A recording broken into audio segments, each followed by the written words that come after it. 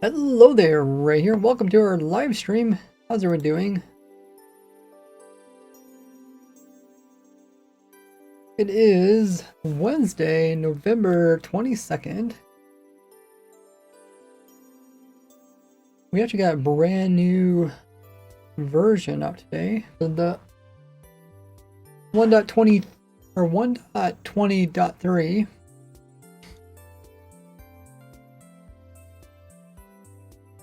We had a pre-release on Monday, and we had pre-release number 2 today.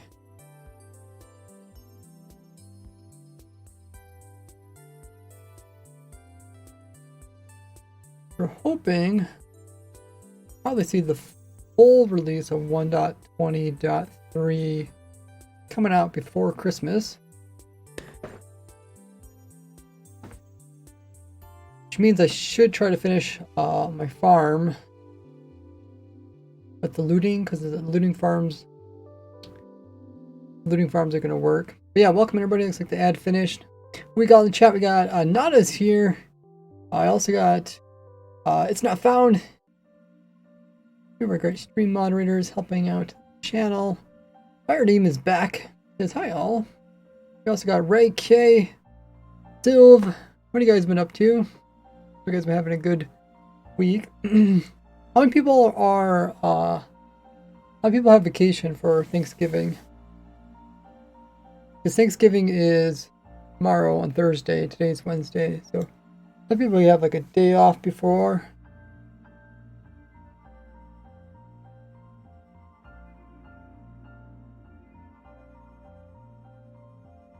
Sylvester, does everyone have a good day today? My day is pretty good. Quite eventful. I've been trying to record some videos.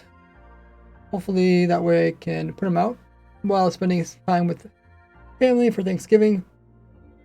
A bunch of siblings are coming back, and we're all going to meet up at some point. Look forward to that. Hey Dark, welcome in. Great to see some new faces. If you guys are new to the stream, be sure to hit the follow button. Little heart just underneath the stream.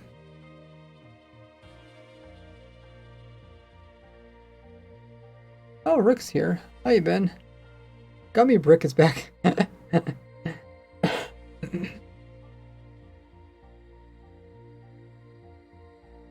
have a question. More words that can end with IO. Is that like a...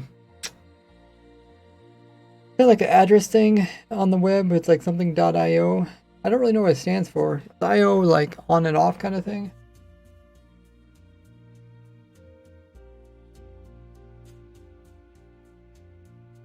Hikachi. Not what you meant. Oh, okay. Yeah, welcome everybody. I'll show you guys what we got going on. If you guys haven't already checked out my social links, I'll throw them there in the chat. Let's see if the testing server is updated. Oh, it is. Okay. So if you guys want to jump in the test server, you guys are welcome to it. It is open to all the viewers.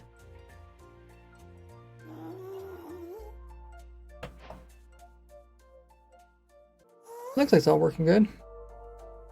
This is where I was talking about short grass versus the tall grass. I'm so glad that they fixed this. That was quite something. The way that was a little bit confusing for all that time.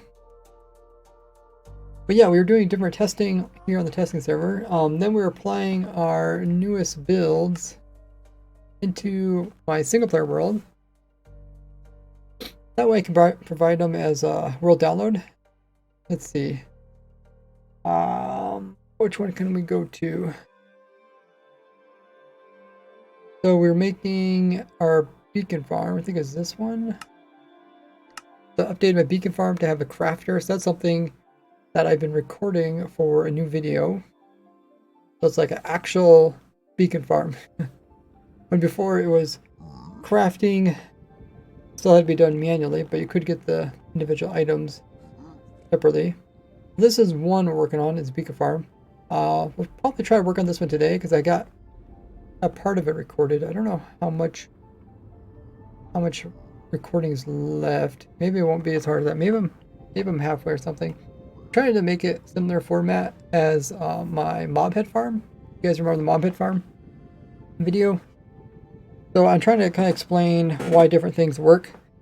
Because it's kind of a more complicated farm like this, there isn't any reason for me to do a tutorial on it.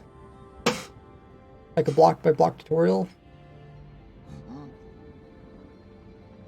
And because of that, I think it fits really good to kind of go into detail why I build stuff a certain way. So that's one thing I'm working on. These videos probably all come out the next few weeks from now until Christmas. We also worked on, we built this farm. This one? I think so. This is a auto crafting crafting machine. Something like that. Essentially what it does is it gets all the ingredients needed to craft up crafters. The crafter is right here. And the crafter is set up to produce more crafters. That's pretty cool. And then it's putting those into here.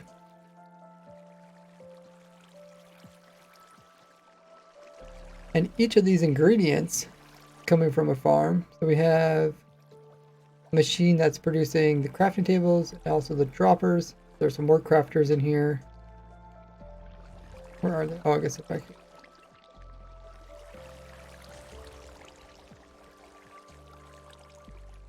And then all those materials are coming from the individual farm. So it's infinitely automatic, meaning that once you start it up, it can continue on forever without player needing to do anything.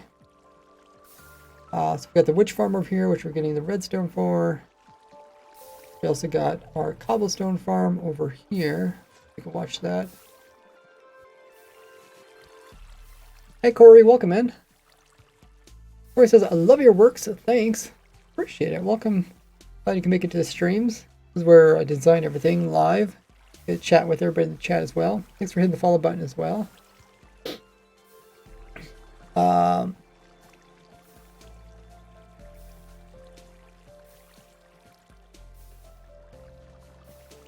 Welcome in general. Thickness? There, you can see how it works.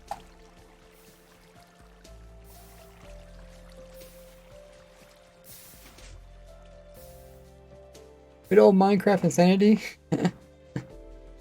Bit like that. That's how we're getting our cobblestone. And then we also need iron. Iron's coming from iron farms. I actually built 2 of them just to be on par with the speeds of the other farms.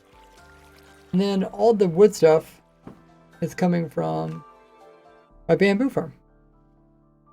So it's kind of cool. I can actually put my different farms all into area that has a witch hut. This is my Zogman version of the witch farm. And then we can make auto crafting machine. Over here I also made one for pistons. So pistons use the exact same ingredients, so it's kind of cool. So one half of this is for pistons, then this half is for crafters. And then there's like little switches where you can switch between if you want to do the pistons or the crafters. Yeah, this is another video which I have to record. We did all the building part. Need to record it. That should be fun. I did do the video about my automatic trial key farm. People really enjoyed that one. Oh hey Ray Kitty. Change your name, gotcha.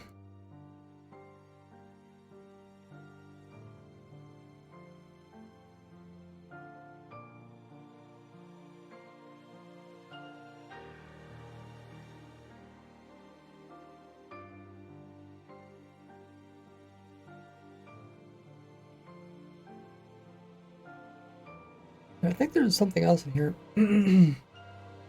Yeah, so many repeats of the world. Oh yeah, this one, the breeze one.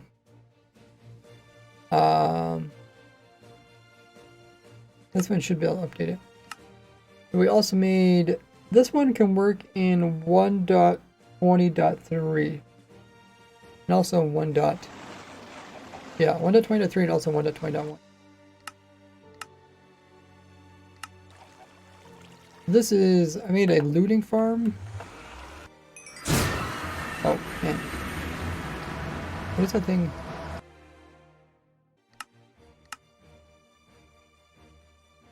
Is it blocks?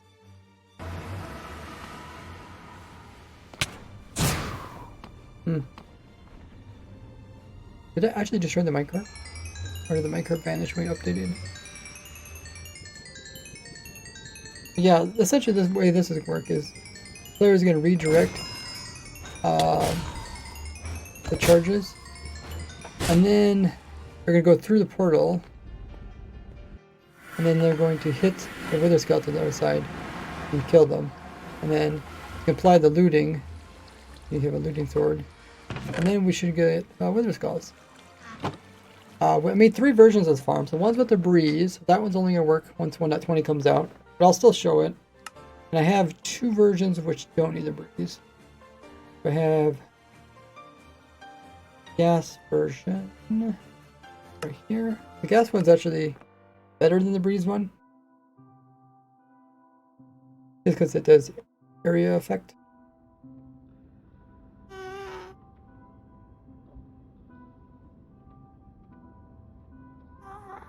That validation error? Yeah, that's just a thing. No, they didn't change the copper bombs. I mean, they wouldn't have changed it first, but if they didn't want it that way. Yeah, it does seem like our minecarts are vanishing. I don't recall anything changing them. Anyways, is that really just hostile mobs that are that low?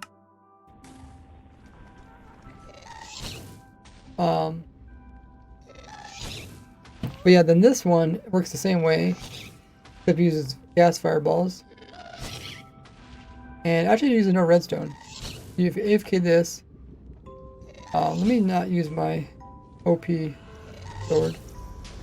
Let's use a normal sword. And then they spawn and it sends the gas fireball over to the overworld, which loads the overworld chunks. And it'll kill any wither skeletons which are over there.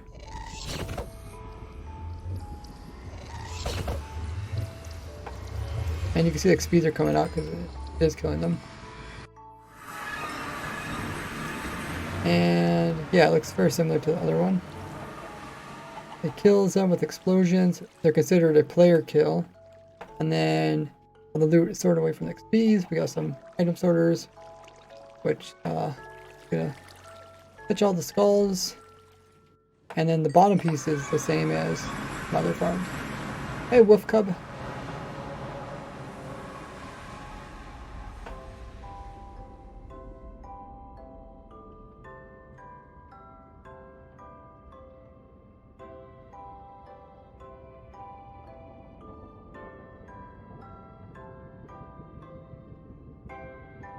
Yeah, just my simple wither skeleton farm up here. And then, instead of having them killed by the dog, have them pushed to the portal. The weird thing is there is actually no redstone in this. Which is weird. It's because a lot of people consider what I do as like redstone, redstoner kind of thing. But you can actually do quite a bit nowadays without redstone. In the past, it wasn't so much the case. There was a lot of stuff stuck around with redstone.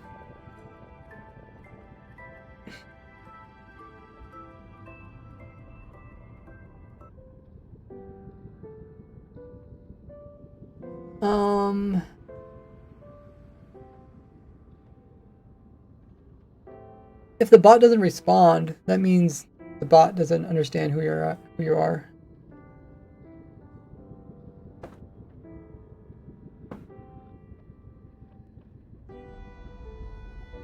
You'll have to update the bot. No. Okay, so that's 2 of them. There's one more.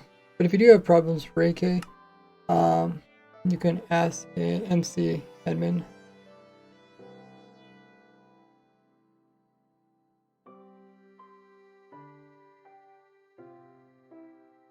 One more. Here, okay, the rocket one. I also made one that does rockets. So those 3 farms will, hopefully, I'll put them out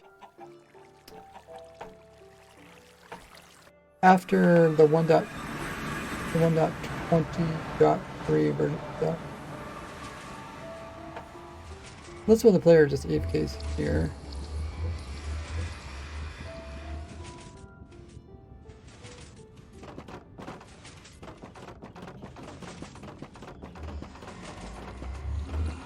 You just have to time it so that you click.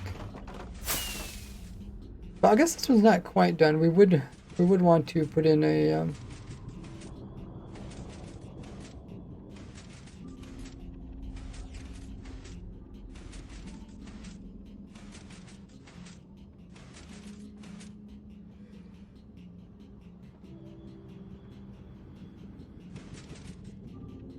we would want to put in a longer timer.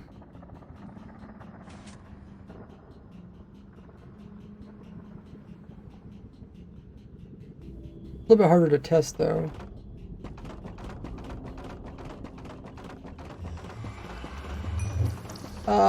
Wolf Cub right now we are looking at the different farms. Oh, come in the stream mods, write a message about what we're working on today.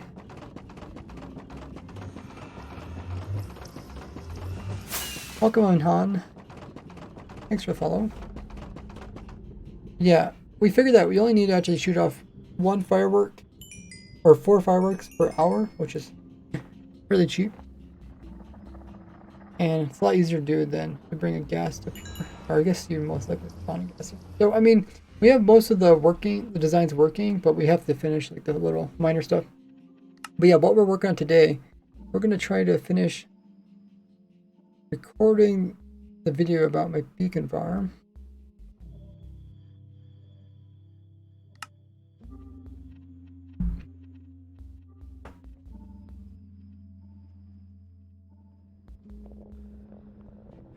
Not a hitbox, that's the structure block. But it does kind of have an outline.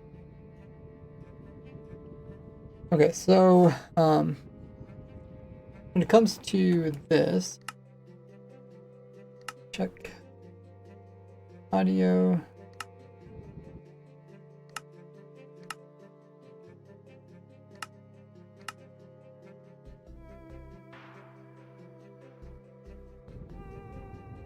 Do I need to do something? Because I don't see... I turn on shadows, but I don't see shadows. There's something else I need to do to see shadows? I don't know if it...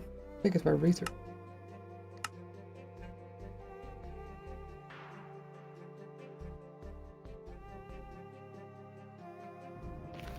I don't know, I just haven't been... I normally don't have those on, but I thought it might be nice to put them on.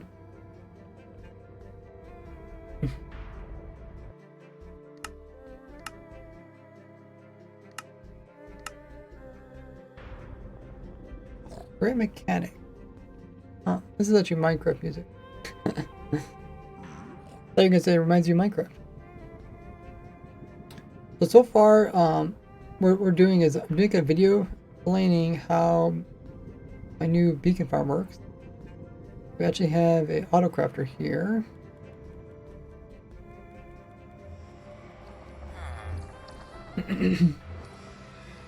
And it's putting in the 3 ingredients needed to make a beacon.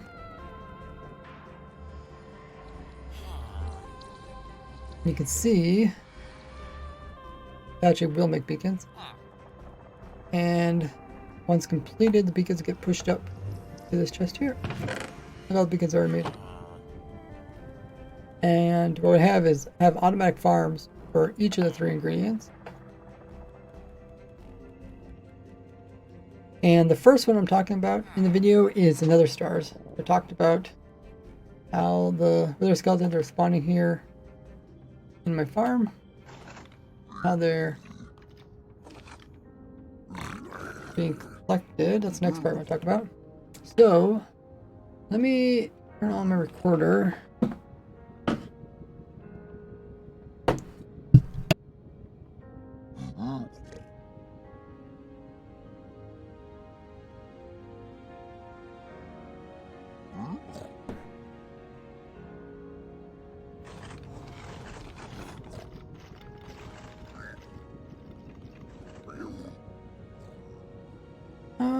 Okay. Looks good. If there exists a pinned message now. Oh, okay. Being 3 wither skeleton. That's not what we're actually doing. We're gonna work on auto crafter beacon farm. I was just showing those earlier. Just showing what other things we had going on. But if you could say something like raise making a beacon farm using the new 1.21 auto crafters, and then you can link back to my previous beacon farm video, that'd be great. Or yeah, even today's video, that one. You can mention something about the new snapshot, new releases.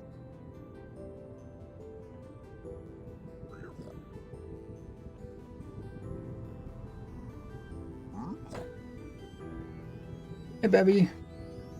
Okay, so I think we're in the part. I have to talk about how to get the wither skeletons to go downward.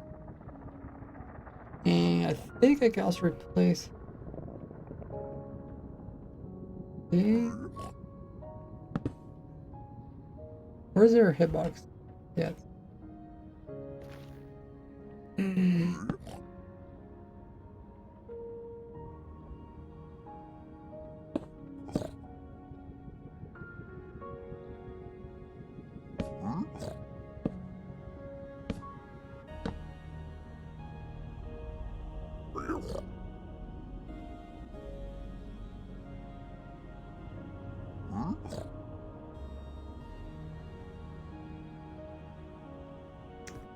Alrighty.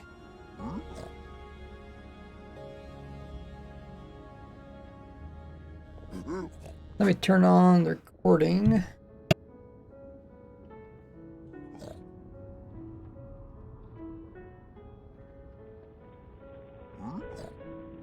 Check my audio, looks good.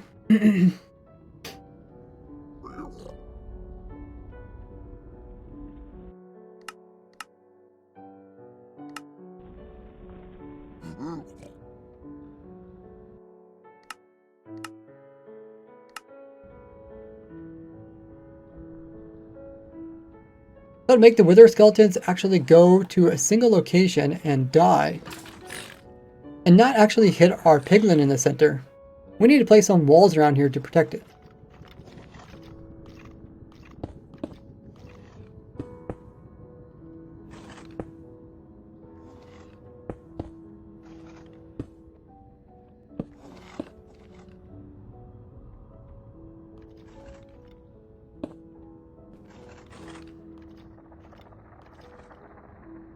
Summon piglin there. Pick up blue.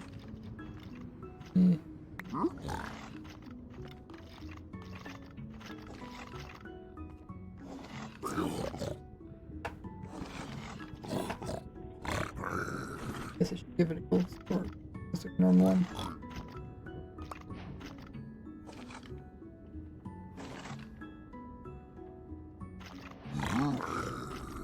Okay, I think I have the chat. Yeah, chat's turned off. Awesome.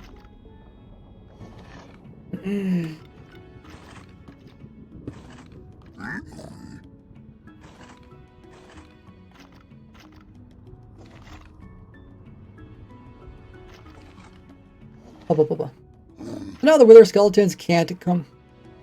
So now the wither skeletons can't accidentally get pushed, and now the wither skeletons can't be accidentally pushed in and hit the piglin. But we do want the wither skeletons to come down over here and drop down this hole. If we could trick them to thinking that they can actually walk closest.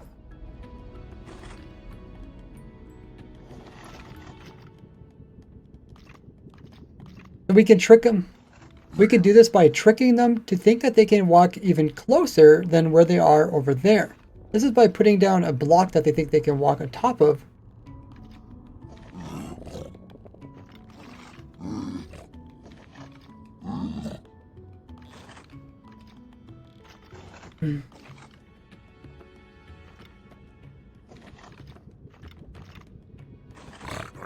So they can come over here, think they can walk over here, and then we want them to walk on top of this trapdoor, but then we want them to think that they can get even closer on this side than on this side. And we can do this by putting in another trapdoor over here.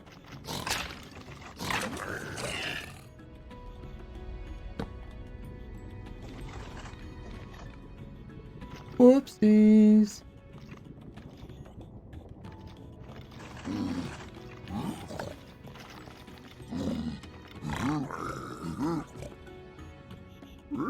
What happens when we record?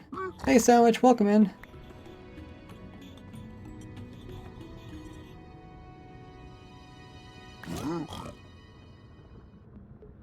Yeah, I didn't make very much change to average Minecraft player.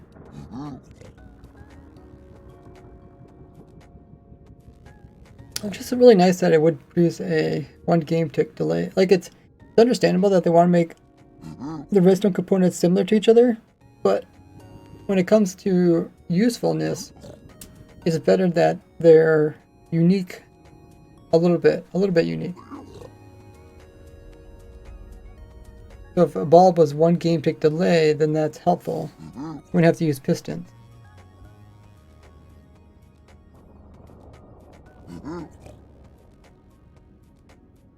The stair thing, they don't actually think they can like climb inside of stairs or slabs. That's kind of a one thing mobs can't do. Maybe they'll bring it to the game someday.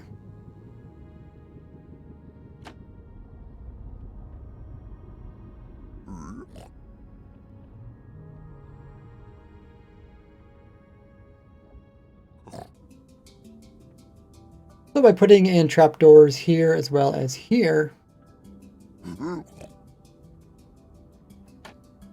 the wither skeletons think they can actually walk all the way on top of this trapdoor and through this trapdoor to attack the piglin. So even if we happen to open this trapdoor here, they'll still think they can walk that same area, and they'll end up instead falling in the hole that it created.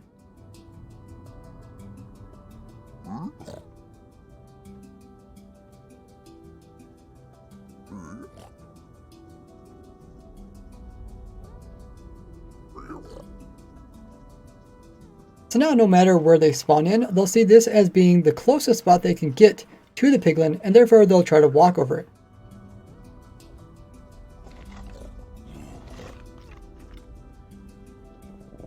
But we need to make sure that they don't get stuck on the backside here, as I think walking all the way around is just too far.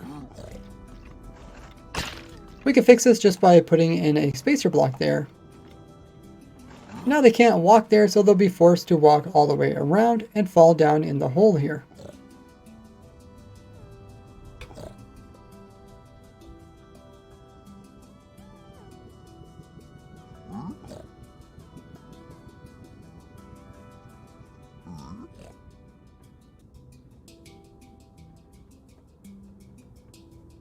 Okay, so now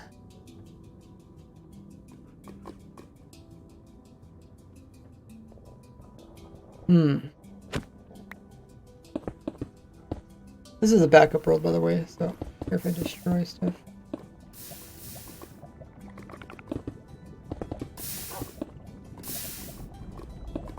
Woof says woof.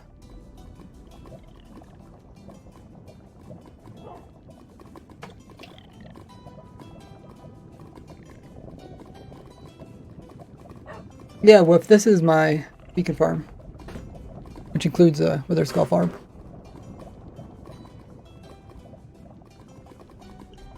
Down here for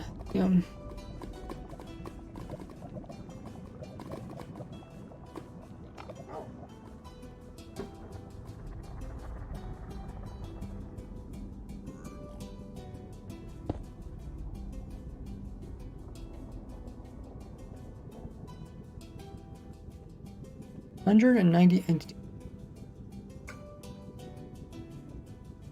I'm not sure what that is all about. I guess I could turn this off. I got night vision still, that's good.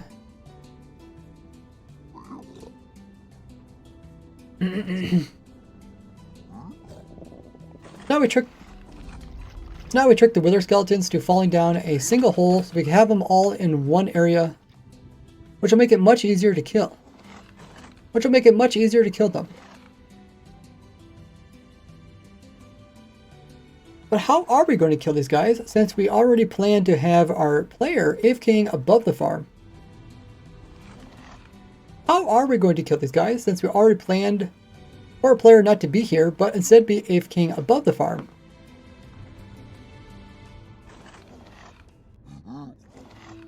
Well, in order to get the skulls, the wither skeletons have to be killed by player means. This typically means by the player actually killing them.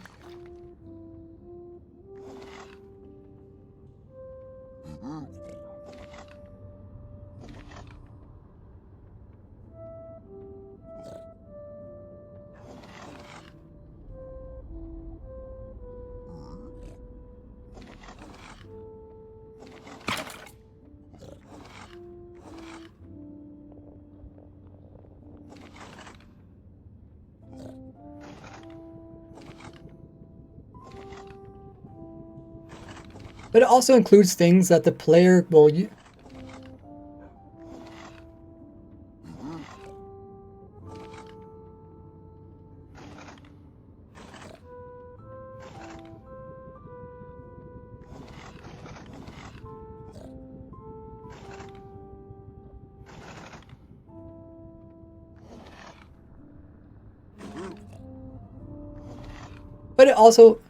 But it also includes things that are used on the player's behalf, like such as shooting them with arrows or throwing potions on them.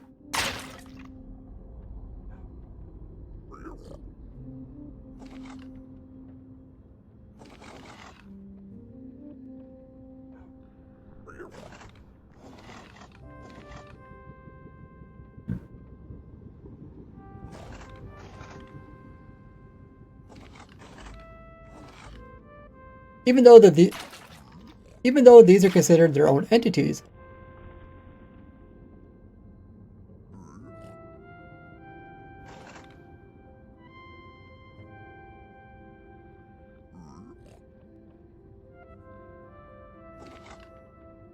They are considered as coming from the player.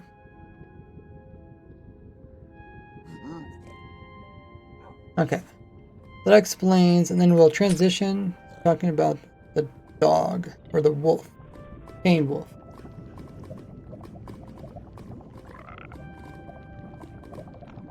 Almost got 20 hours there, Uchi. Oh hey, Starlight.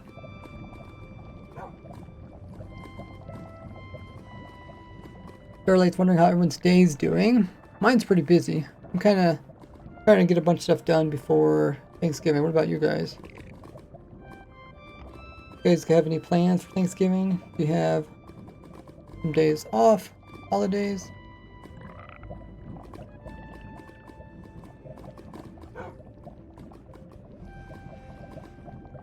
That's reminding me to drink some water. I know some people got like, typically you get Thanksgiving off, and of course you get like usually Friday off too, because then you have Saturday and Sunday. It's like a 4-day weekend at least.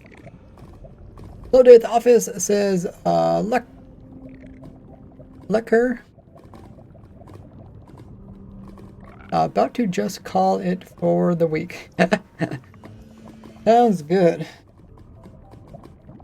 I know I have some siblings that are in college, and I know they have like the whole week off. So they had this last weekend all the way to this next weekend.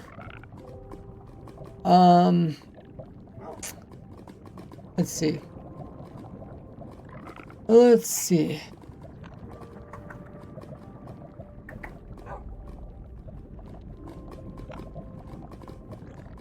I want to show the dog, but I don't know. I guess.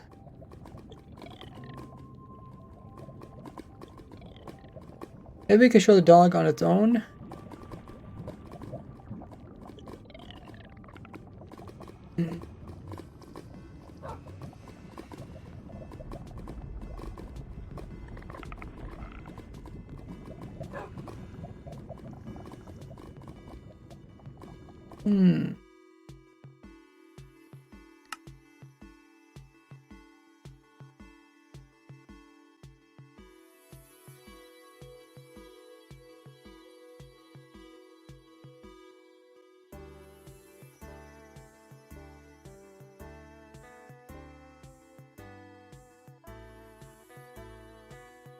I guess I could shorten this.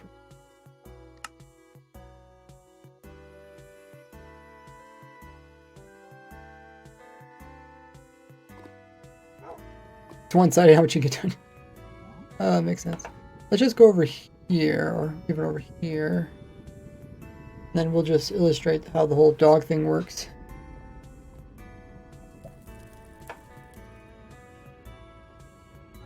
Summon wolf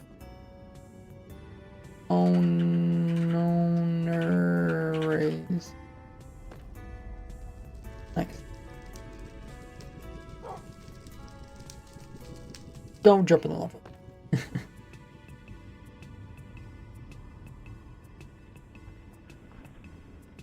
What's something that I can kill?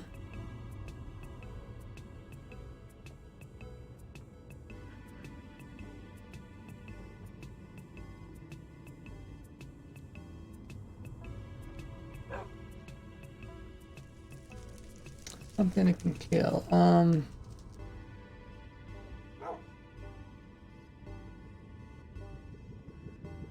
guess we can show it with a chicken. And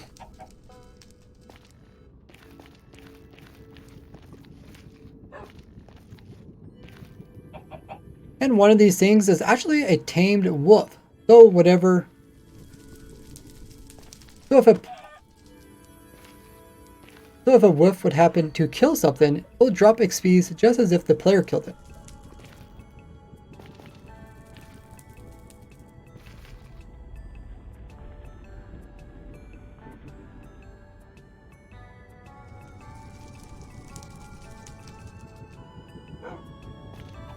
But typically, wolves will only attack things that you attack first.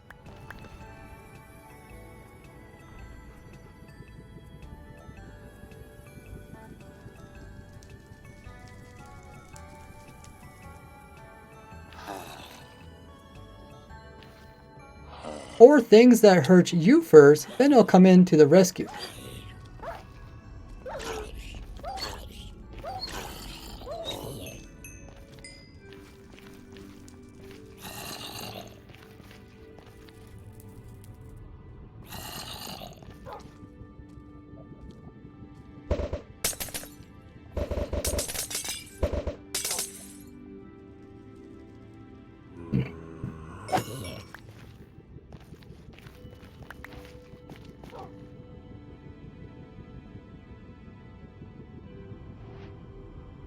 Now we can show it attacking skeletons.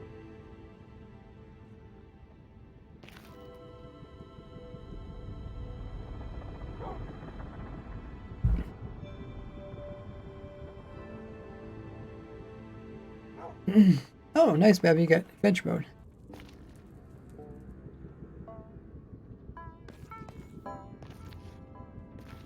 But there is one exception, and that is when it comes to skeletons. The dog will, just like wild wolves, tame wolves will also naturally chase after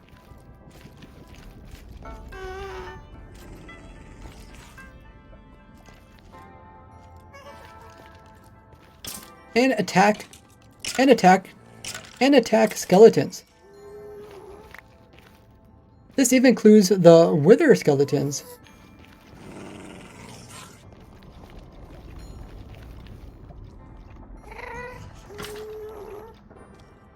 This even includes the wither skeletons, since they are skeletons.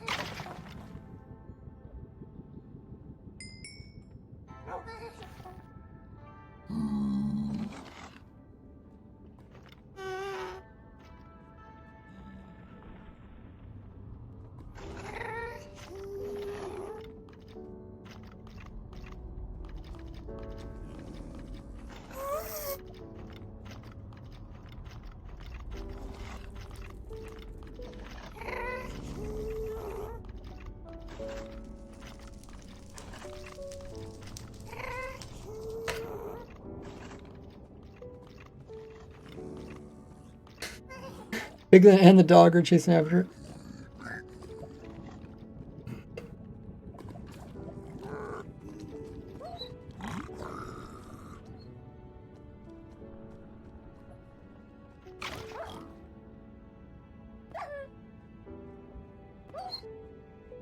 Doggy. Oh, there's a shadow. Hmm.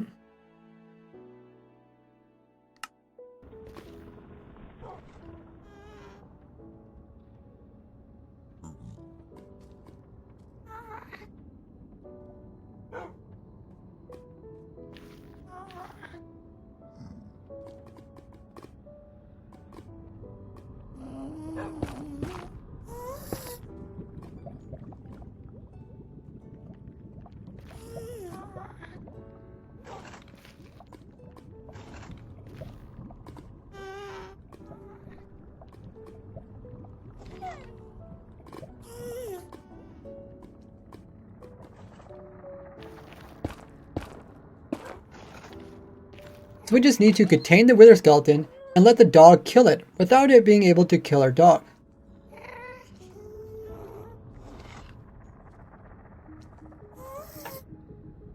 Okay, so now we go back to the farm. We check this out.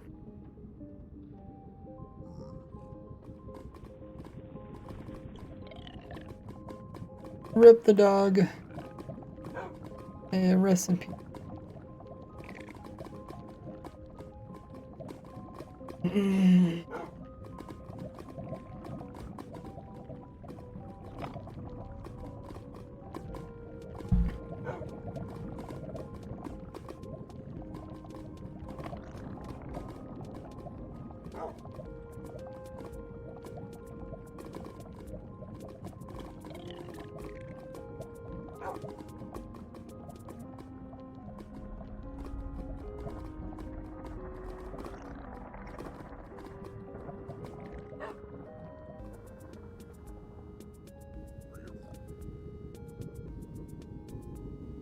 Yeah, I do say wolf and dog interchangeably. All dogs are wolves, and all wolves are actually typically dogs. Well, no. There's actually no such thing as a dog in Minecraft. There's only teamwork.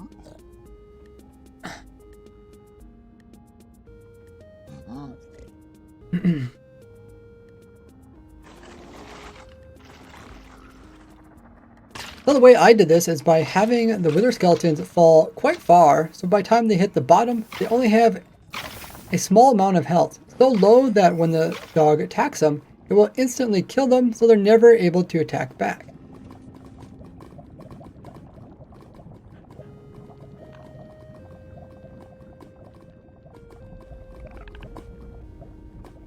And since it was my dog that killed them, that means we not only get the loot such as the coal and the bones, but we also get the rare chance of getting wither skulls. But we also have the rare chance of getting wither.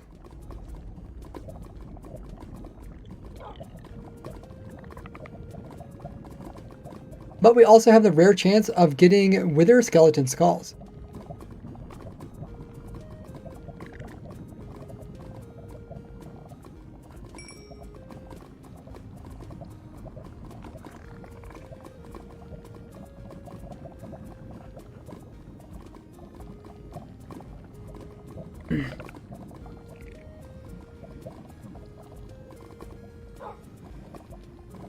Okay, so we talked about the skulls.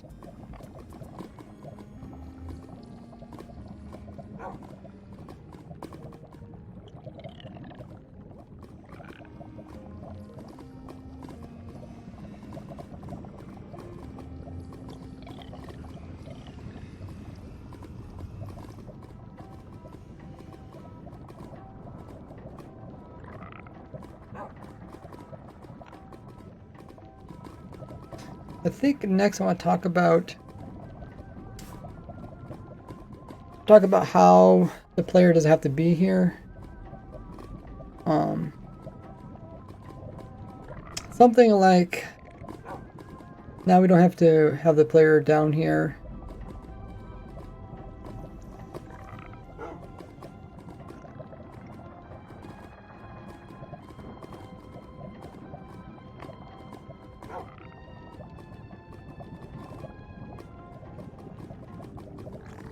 So we just made ourselves a Wither Skull farm without even having to have the player down here. So we can save the player to do some more important stuff up above.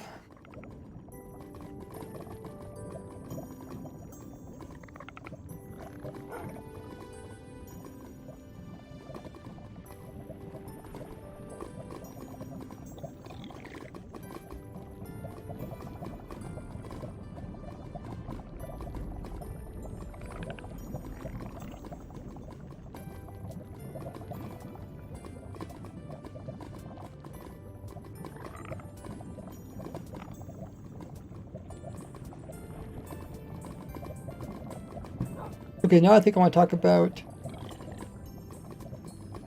how we need to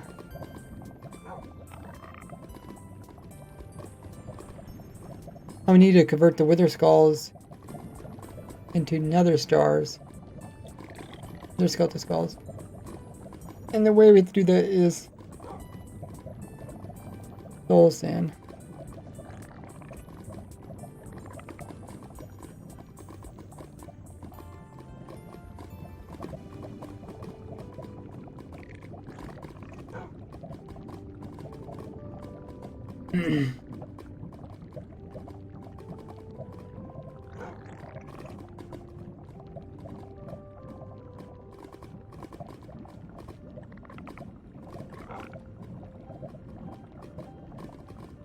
But we still need to turn these Wither Skulls into a Wither. But we still need to turn these Wither Skeleton Skulls into a Wither so we can get the stars. So we can get the Nether Stars.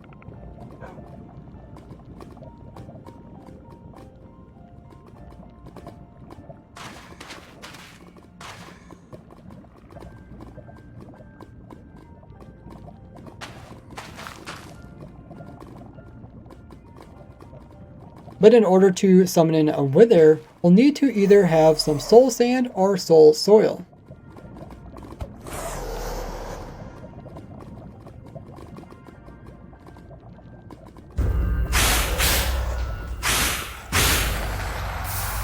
Add Wither. Hey, Unknown, thanks for the biddy. What have you been up to?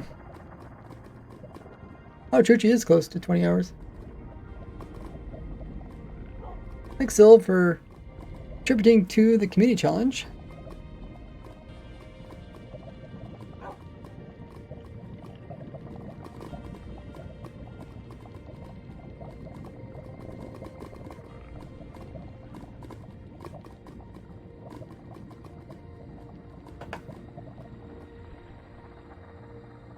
So let me talk about renewable way to get this.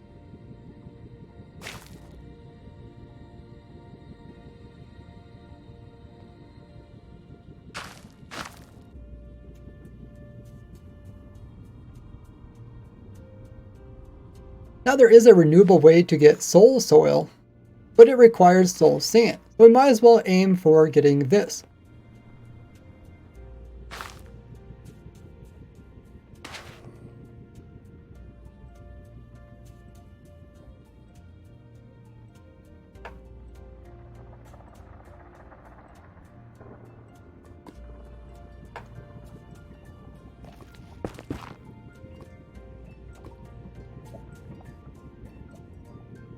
I'll show the bartering part.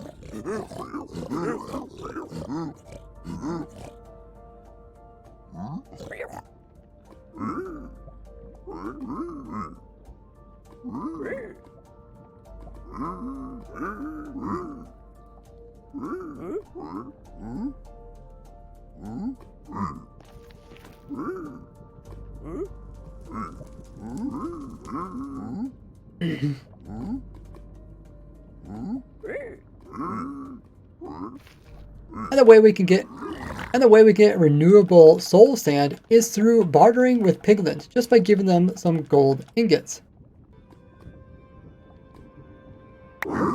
They will then in turn give us a bunch of different type of nether related blocks, including the soul sand.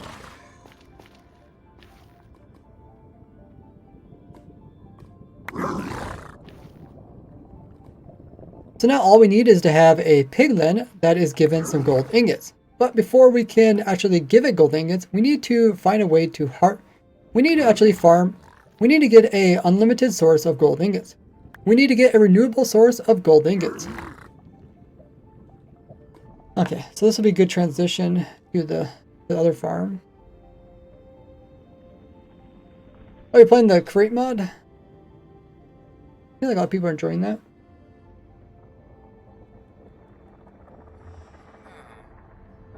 I always told myself if I get bored of playing vanilla, I'd play some modded Minecraft, but I haven't got bored of vanilla yet.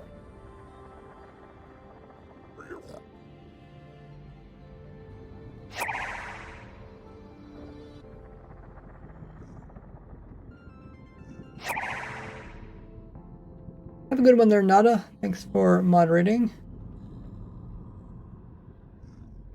We should get plenty of sleep. Okay, so now I need to talk about piglins, or zombified piglins. So I guess I don't really have to do it here.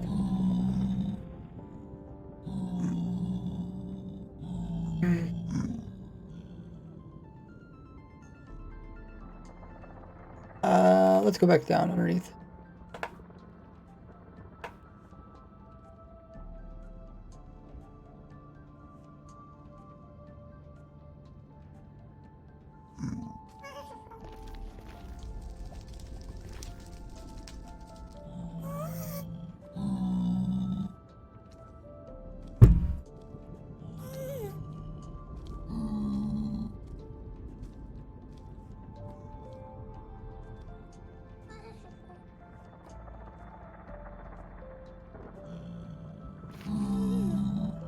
Now we can get gold from killing piglins.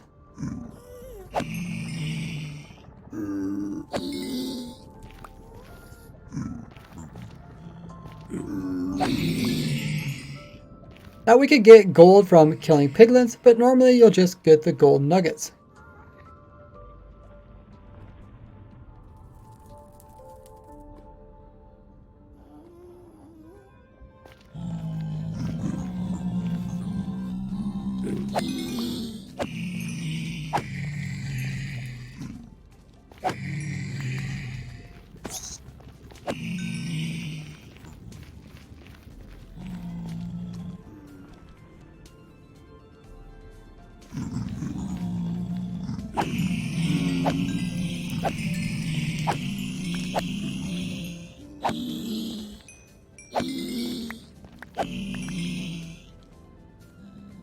Okay, let me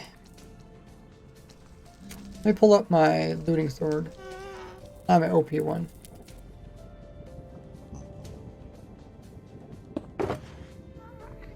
Just the looting 3 one.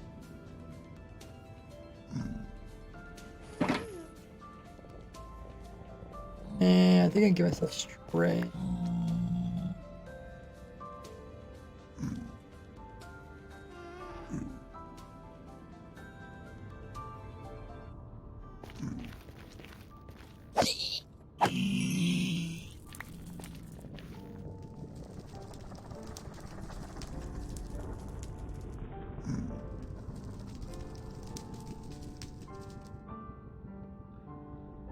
Okay.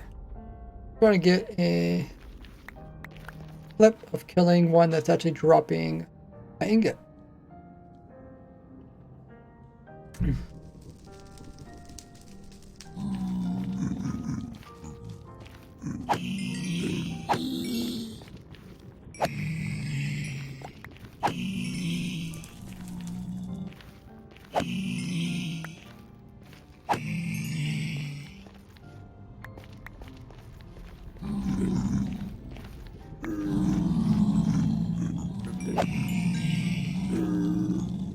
Save this clip.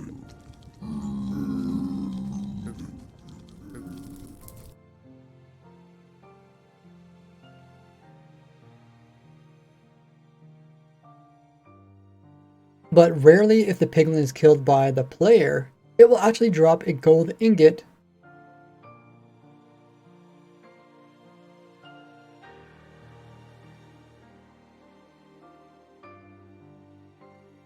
which we can use for bartering.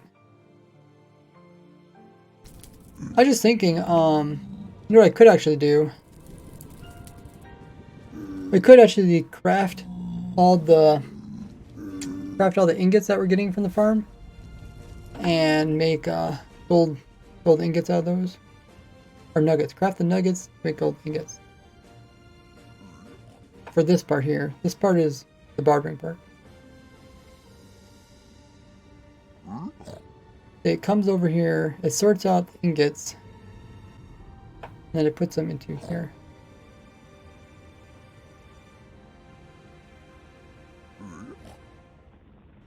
Because typically what I'm waiting for is, I don't know what I don't know what the limiting factor is for this type of farm. It's probably not soul sand, it's probably wither skulls.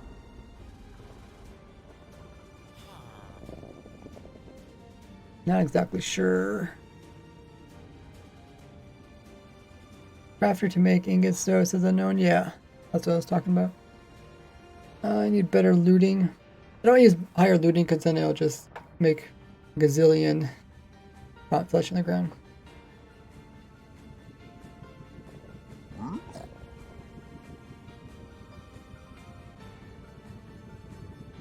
We could, yeah, we could just have these guys die. They don't even have to drop XPs.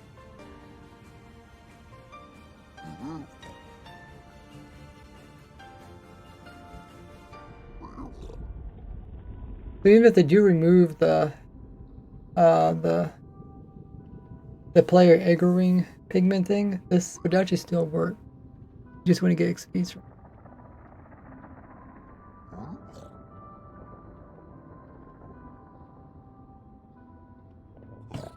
Yeah, I don't know if I have to redesign this in order to fit a crafter in here.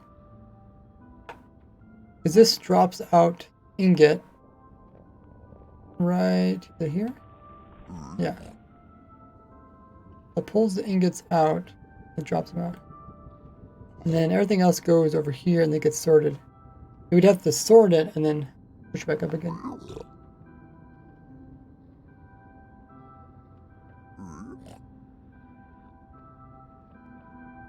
It'd actually probably be smarter to just take everything and drop it underneath of the bedrock and then send the items back up again.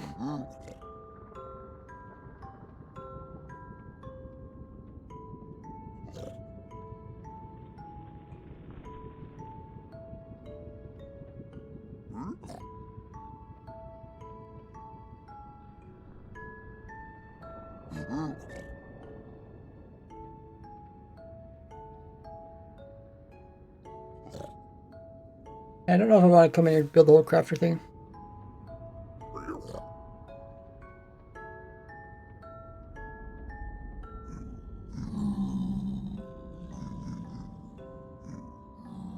I guess I'll mention both of them. I'll mention the ingot and I'll mention the crafting thing.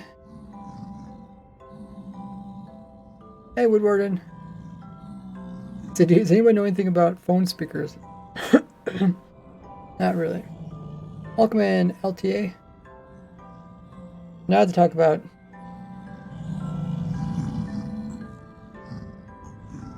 I make a farm for piglins.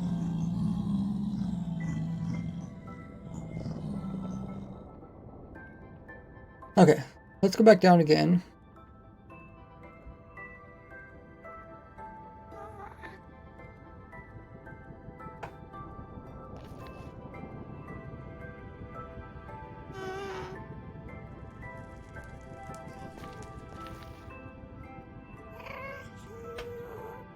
Blah, blah, blah.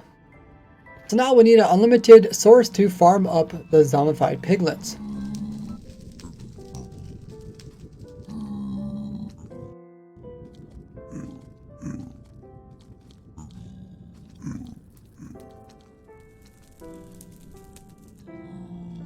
Wait, it still says the nether? Or no, that's the biome, right? Or that's the mention? Nether waste is biome, okay. So the only two mobs that spawn in nether waste, right, are Zombie piglins and piglins. Let me double check this.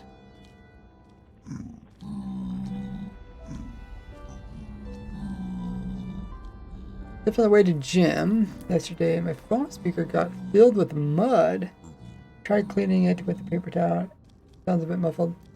My recommendation is wait until the mud dries and turn it to dust, and then try to get as dry as possible, and then try to turn it to dust, and then you know, shake it out, or use a small pin to. But I'm sure if you poke the speakers are really small. They're probably really fragile. But I would also just check online, see what other people say.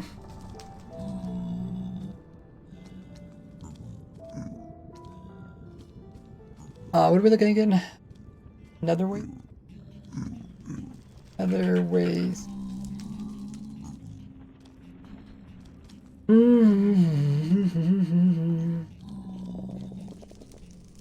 Oh! No, we can get all the mobs here in the nether ways. Must be the other one I'm thinking about. The Crimson one.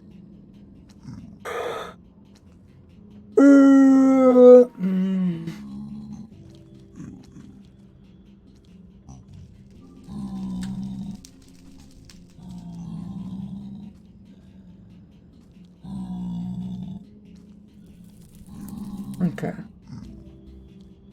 I think the farm is in another waste. You don't have to worry about Enderman because they're too tall. You don't have to worry about gas because they're too tall. Magma cubes, some of them are short. They're also pretty rare. You don't have to worry about piglins because they can't spawn on magma because they're not fire resistant. I think the only thing we have, I think, that spawns up there is magma cubes.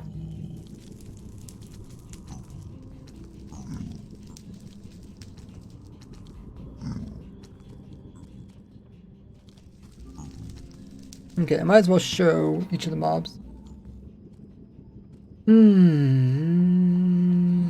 Okay, so we got those. That are magma.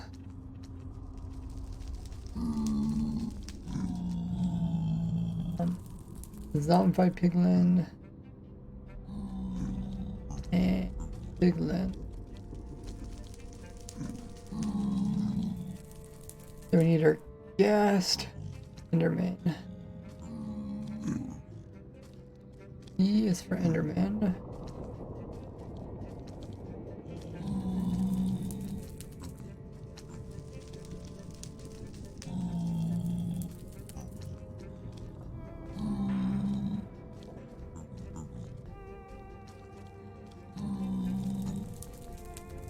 Blah blah blah.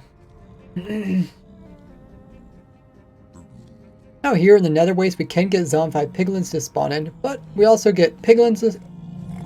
But we also get piglin spawns here, magma cubes, endermen, as well as ghast.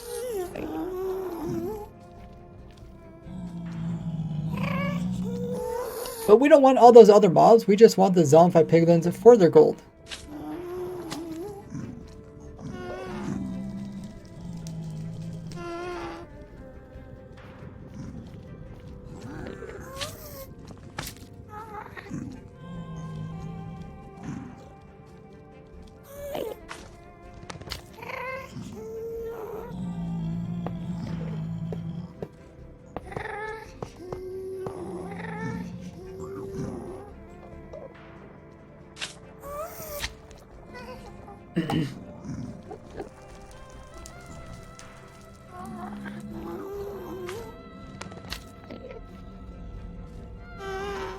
Now to get rid of the endermen as well as the ghast and the big magma cubes, we can put in a small area that has a roof.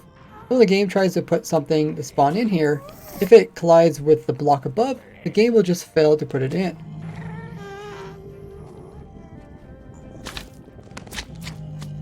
That means we just have to deal with the smaller magma cubes as well as the piglins.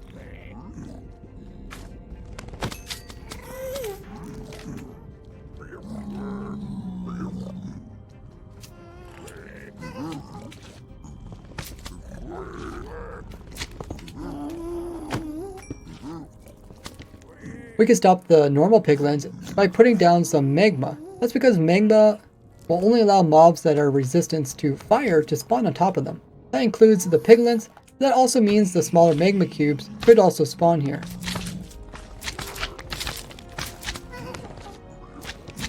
And that also means the smaller magma cubes could also spawn on it. Oh my goodness, Shadow Storm! Shadow Stone. Welcome in, Raiders. How was your stream, Shadowstone? Appreciate everyone coming in with the raid. There goes the bot. It loves going off twice. What were you up to during your stream? Let us know in the chat. If you had a good one. I know you're working on your hardcore world, doing some really epic projects, lasting quite a long time in your current world. Welcome everybody. If you guys don't know who I am, I'm RaiseWorks, a YouTuber and streamer. If you guys haven't already, drop a follow to Shadowstone. Let me give them a shout out using the new shout out command.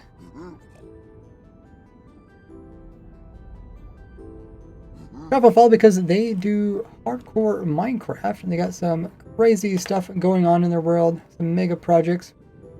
Shadow says that they finished Underground Cathedral. Wow, I'm gonna have to see that. If you post pictures on Twitter, be sure to ping me. I'll check that out. Reiki, thank you so much for coming in with the Prime. 2-month streak. Really means a lot. If you guys don't know if you have Amazon Prime or Twitch Prime, know which one that has it. It's a great way to support me each and every month. Remember to renew it monthly, as Twitch doesn't do it manually. So I guess Twitch doesn't do it automatically, so you have to do it manually. But yes, it's a great way to get a free sub without any cost to you, just like Ray Kitty did there. If you guys are wondering what we're doing today, I made a automatic beacon farm. Let me show you the other world.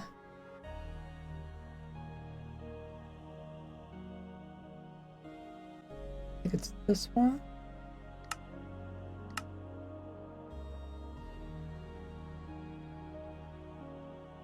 What was Shadow working on in their world? Let us know in the chat.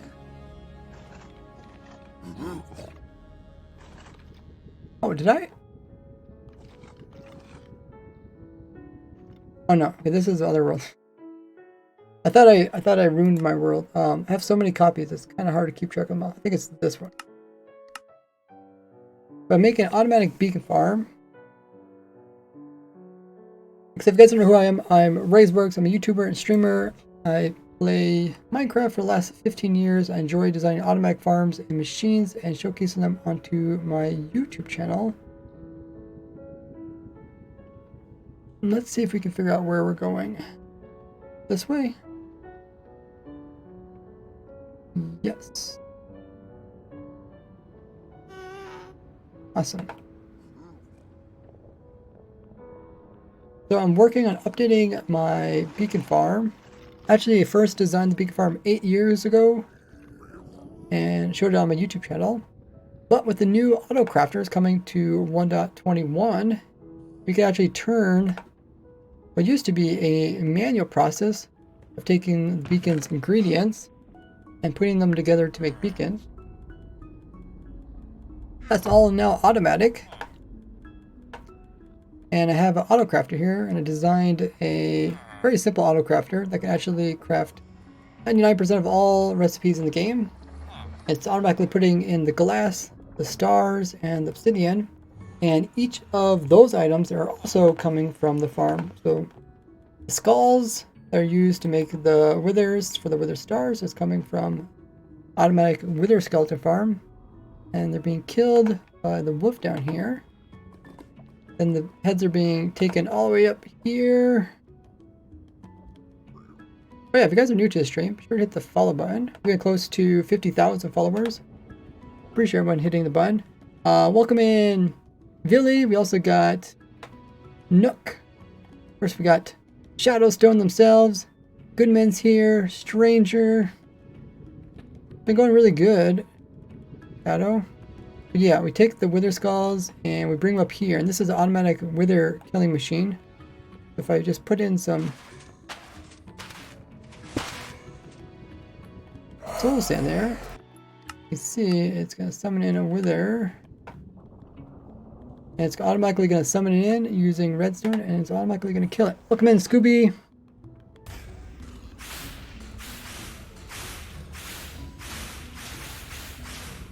Yeah, Stone says, automatic beacon farm. Let's go. A lot of fun.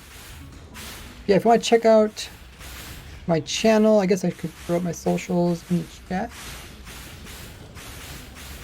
My main thing I do is produce videos on YouTube about automatic farms. I have a YouTube series where I'm designing an automatic farm for every single item in the game of Minecraft.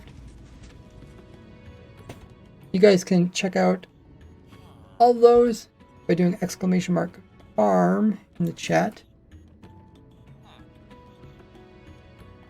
which will pull up this document here.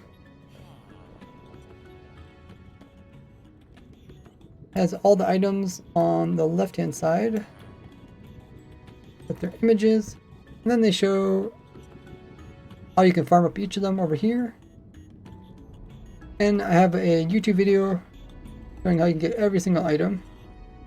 If you ever get bored in your world, you want to do something cool, just hop on here, think, okay, how can I make a cherry sapling farm?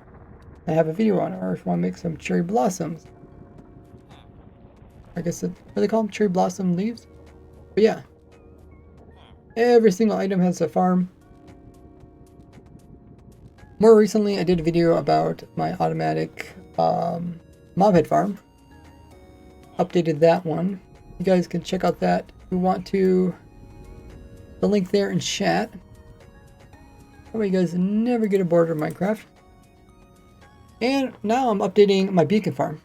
So the beacon farm, some is in the withers. The heads come from over here, which came from the minecarts, brought them up. Kills the wither using, I think it uses suffocation, and it also uses entity cramming, but just to kind of speed up. The wither stars are all transported over here, and they're all being stored. We also need obsidian in order to craft the beacon up. So I have an obsidian source, which is up here. I have a gold farm. You guys probably recognize this simple gold farm. But yeah, the piglins spawn on the magma over there. And then you get them mad. See if I can throw something at them.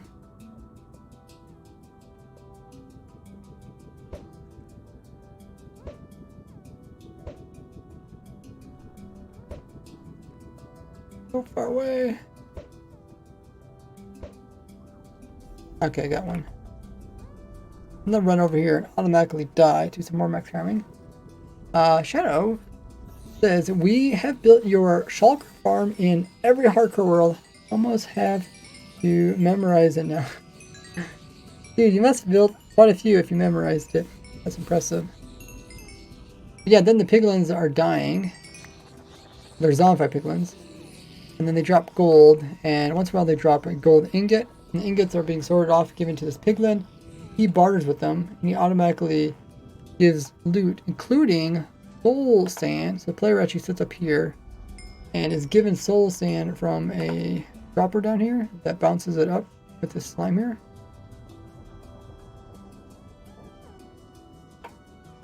And then the player AFKs here and just holds down right click.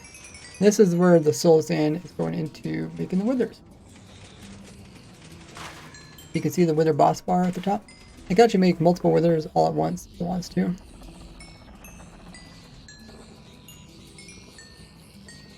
I do have a farm. I do have a slime farm there, Roast.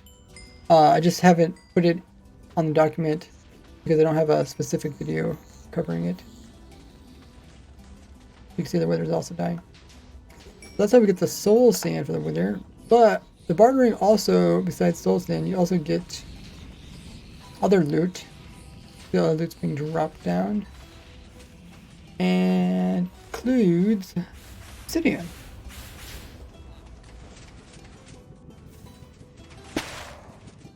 So obsidian comes down here. We got some pipes. We have some auto sorters. Wait, how did Did it actually take damage? Oh, from the explosion in the wither?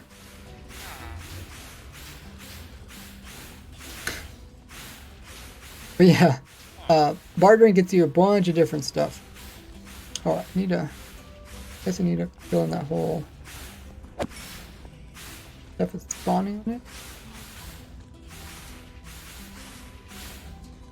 Let's put in some black buttons, maybe. Where can you find the black buttons? Is it here? Oh, there. Yeah, all the bartering stuff gets sent, and they're getting sorted back here with some redstone. The main thing we care about is the obsidian. The obsidian is all being stored in here, and then it's being piped down over here, down, and then into our crafter. So that's how we're getting infinite amounts of obsidian as well as nether stars. And then all we have to do is get the glass. So the glass comes from my sand farm.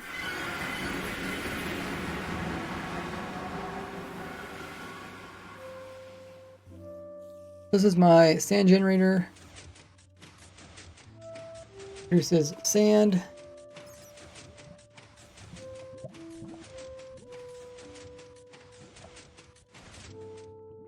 And that's all being sent over to the nether. Get it all over there. And picked up by these hoppers, getting sent all the way over here. I don't know what. Is there a reason why I didn't put in water streams? Can't remember why. Could have just put in water streams maybe. And then it's getting sent upwards into the end portal, which sends it back to world spawn point. So it's actually ending up right here. And it's getting put into a furnace and cooked. The way we get the coal is actually from the Wither Skeleton farm. That's where we get all the coal.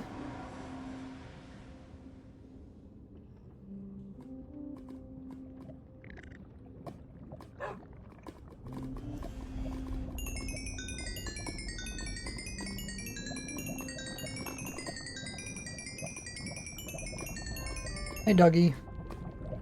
Yeah, the coal is sent through this portal here. It's getting dropped out, piped into this furnace that's cooking sand into glass. Glass is being sent over here, get shot up and put it back into the portal. It's going this direction. It's going to fall into that hopper. That's going to be sent all the way around into this storage. Just going to put glass into there. There it goes, guys. That's how I make a beacon farm. Want to cover the hoppers with composters to stop them from trying to check for items to pick up. Makes it lag friendly. So that's the new beacon farm using the auto crafters. I already updated most of the farm 4 years ago, but now I'm just making a video about the actual whole system, including the auto crafter now.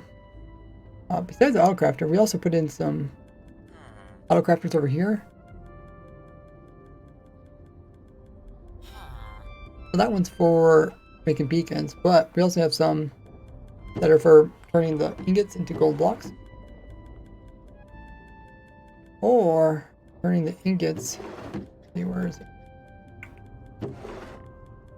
Iron ingots, or iron nuggets, into iron blocks. That way you can make the beacon base as well. And you can reach those here, like so. Pretty cool. Yeah, so I'm working on a video that's going to be up onto my YouTube channel. I was hoping to put it up sometime around this Thanksgiving time.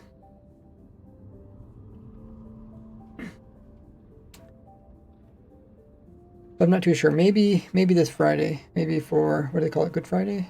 Black Friday? Maybe by Black Friday it'll be complete.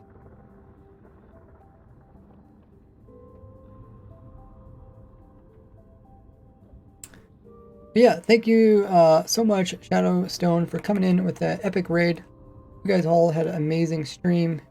If you haven't already, be sure to drop Shadow a follow over at his channel.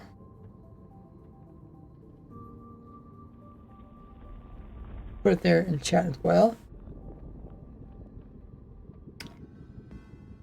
So the type of video I'm making for this is making a video kind of showing all the different steps in order to complete it.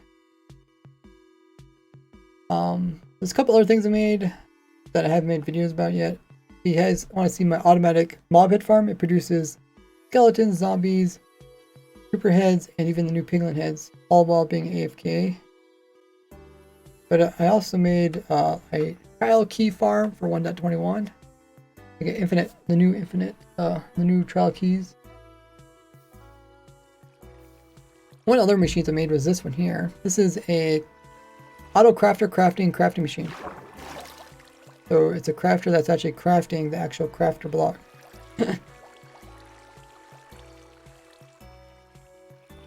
And it can do this infinitely automatic, meaning that once you start it, it just keeps running forever. That's because we have a witch farm for the redstone. This is my redstone, this Zoglin witch farm. We also have a cobblestone generator over here. And I have two of my simple iron farms over there. And then I got a simple version of my bamboo farm. This produces all the wood.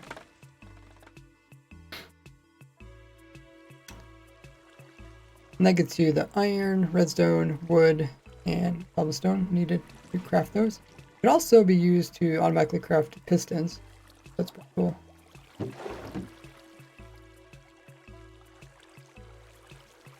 Slime farm. I have a couple versions. I have one on the overworld. Use the same setup as like my magma cube farm. Or you can use slime chunks. Don't really care for how those clocks constantly turn on and off. But yeah, this will be another video I'll put on my YouTube channel. You can also change between using the auto crafter, or you can do the piston auto crafting. Kind of fun.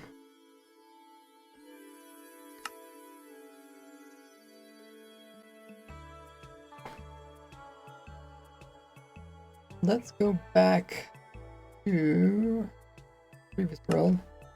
There's some other stuff I'm going to do videos about, like AFK looting farm using the breeze, but this one I'm going to try to finish this video first because depending on how they change stuff, it might not be possible. We were just talking about how we're going to get the gold for the farm to do the bartering, and that's right when you guys came in with the raid.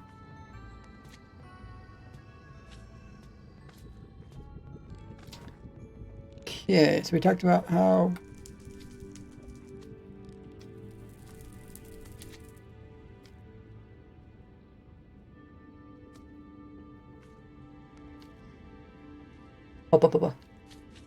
and since piglins take damage on magma cubes, the game won't spawn them on top of it. That means we're left with just zombified piglins and the rare occurrence of a small magma cube. Okay, so we got that. Let's go up here.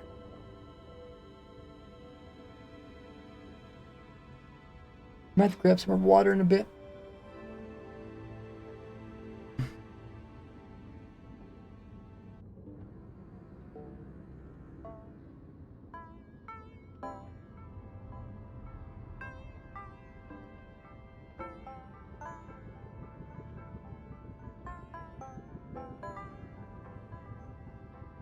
So I made a bunch of small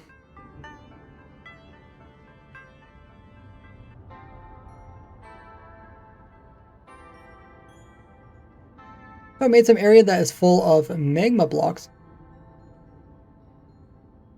And to make sure to keep the roof quite small so that none of them, while also keeping the roof short, that way we don't have other spawns. While keeping the roof short, that way we don't get any gassed.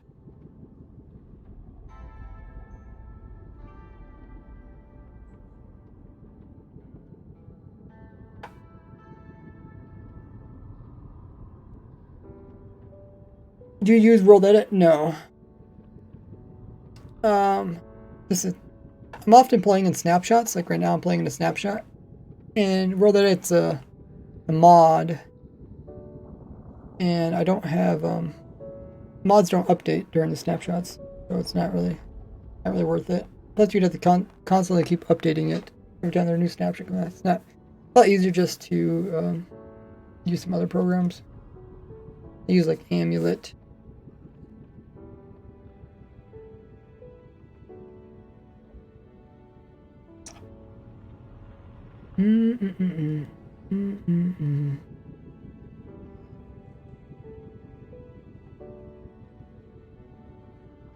Okay, so now I need to talk about why the piglins, or why we have the zombie piglins on top rather than on the side.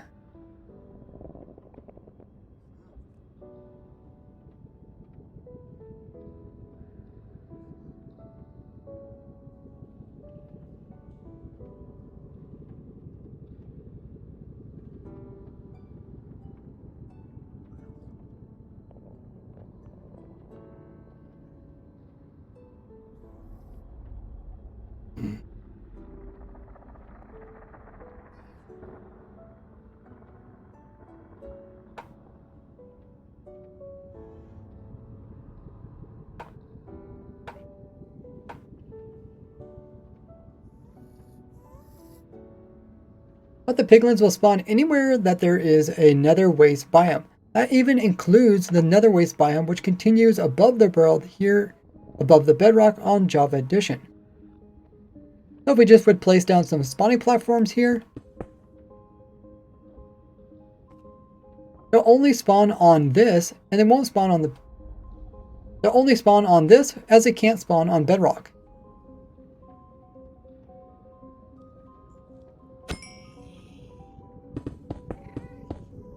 Okay.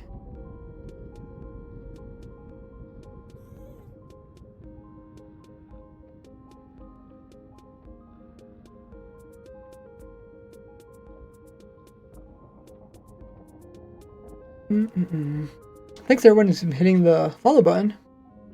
You guys are a follower, you guys get some free emotes and other free points which you can use to purchase stuff.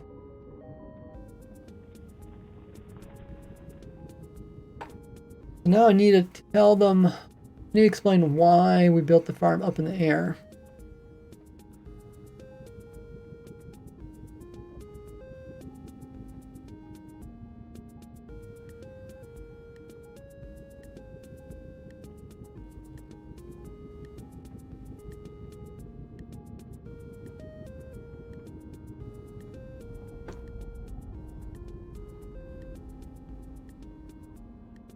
Blah, blah, blah.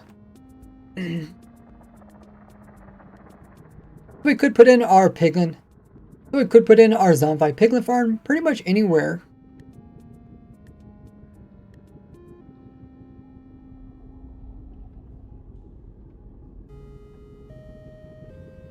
But we want it kind of close to where the player will be AFKing. So let's figure out where that will be at.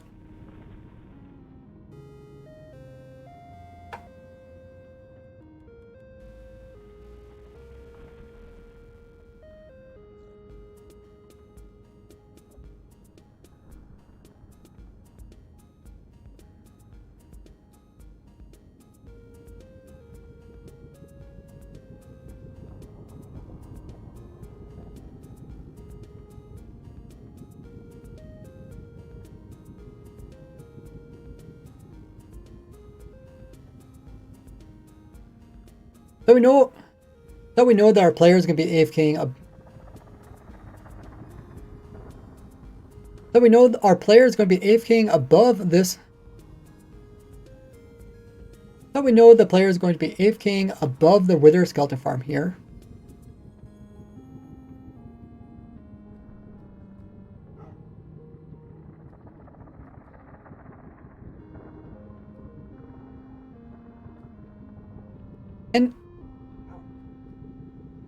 And how high up we can actually place the player depends on how far away we are from the Wither skeletons that are down here.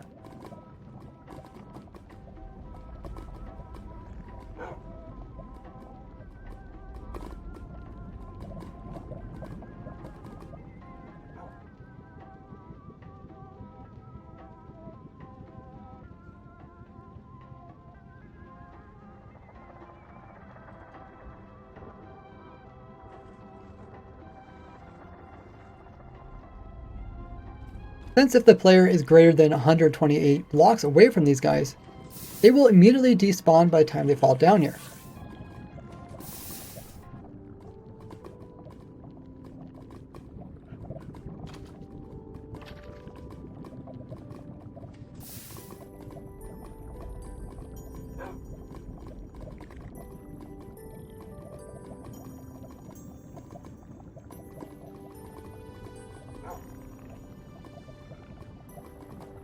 So if we put our AFK spot up a little bit less than 128 blocks, we'll be up here above the bedrock.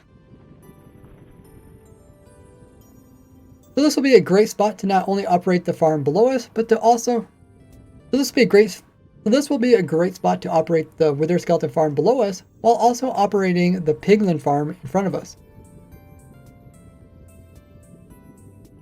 While also operating the Zombified Piglin farm in front of us. Okay.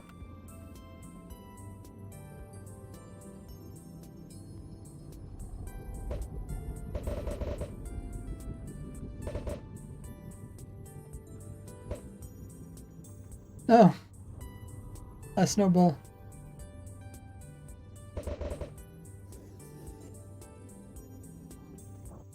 Should probably turn back up again. Oh my goodness, it's the horde. Yeah, maybe I shouldn't turn that up.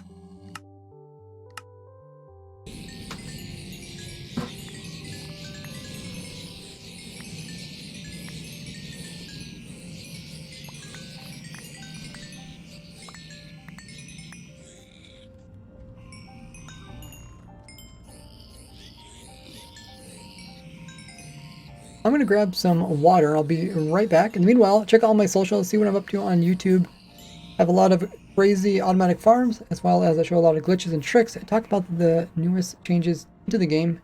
It all has a Let's Play episodes over there. There's also got Discord, Twitter, Patreon, TikTok, Instagram, Reddit, all that good stuff. I will be back just in a minute.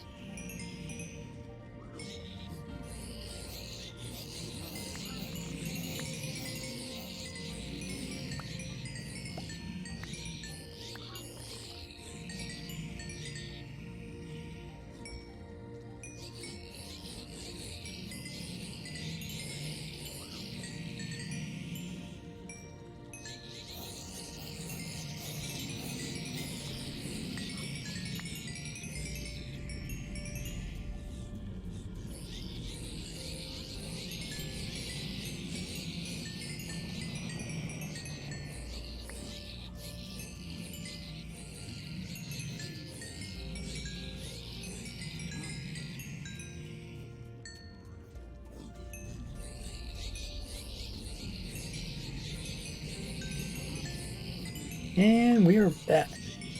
Wait.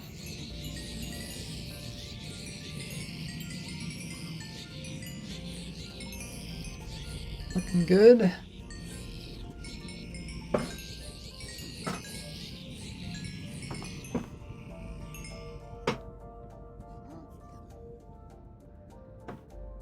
I guess if they remove the infinite aggroing, then it might break this type of farm, but you can still produce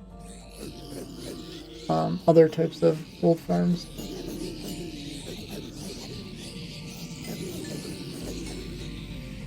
So, they still have this thing where they...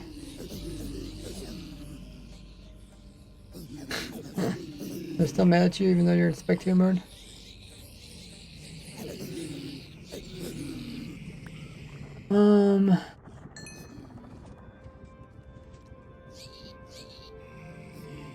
Now I need to talk a little bit about the gold farm.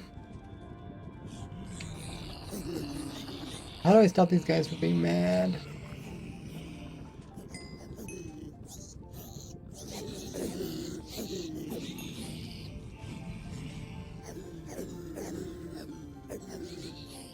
Do I have to die? For a portal? For all of them? Sounds like a lot of work.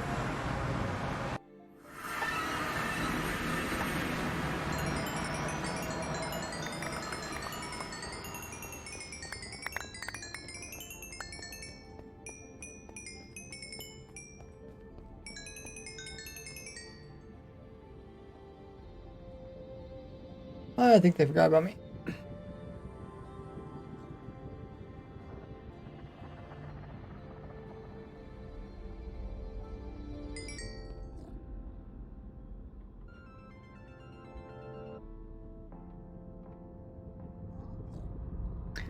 Now I want to talk about how we get the piglins over to us.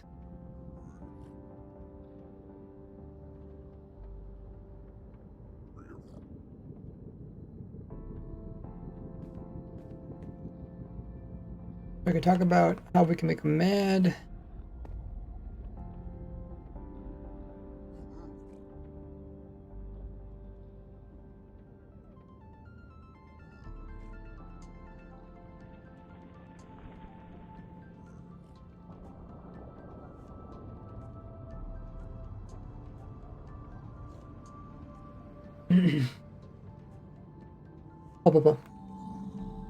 Now we could just have these piglins fall to their death and drop nuggets that we could then use the autocrafter to craft into ingots and use for our bartering. But we might as well take advantage of that the piglins can rarely drop ingots on their own when they are killed by player means.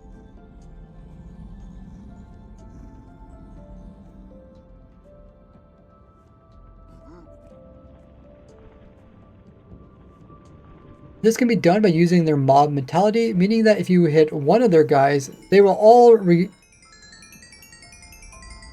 try to come after you and kill you.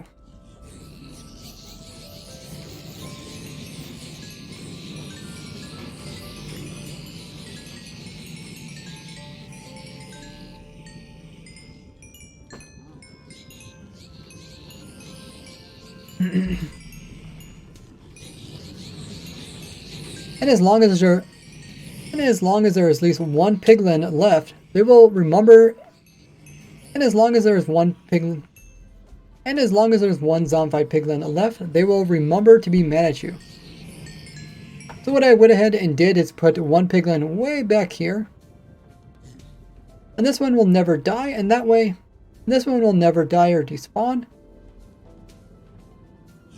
And that way, any new ones will be. And that way when new ones are spawned into the game, he will tell them that they should be mad at me. So they'll continue to come over here and try to kill me. Okay. Look at that. You remember.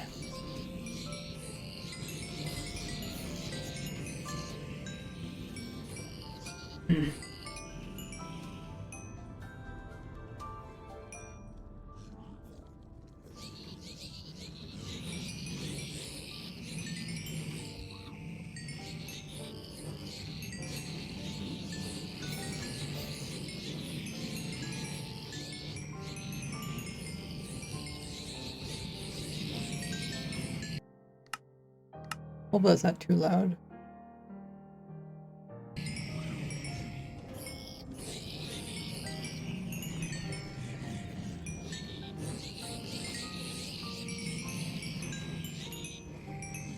Once piglins are coming over here, they're falling down into the small hole here, which has a bunch of minecarts.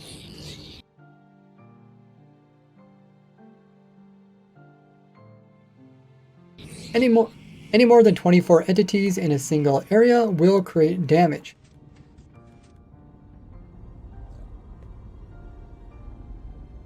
So by having 24 minecarts in there, when they jump into the hole with them, that creates That means there's more than 24 entities, and it starts applying damage to the piglin, very quickly killing it.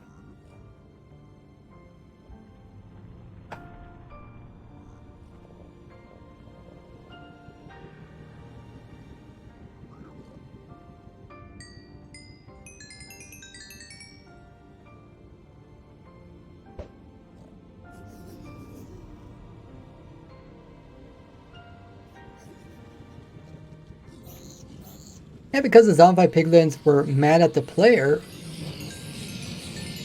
because they think that we hit one of their guys, when they die, they're considered a player kill, and that's why they're also dropping XPs, as well as the rare chance of dropping the gold ingots.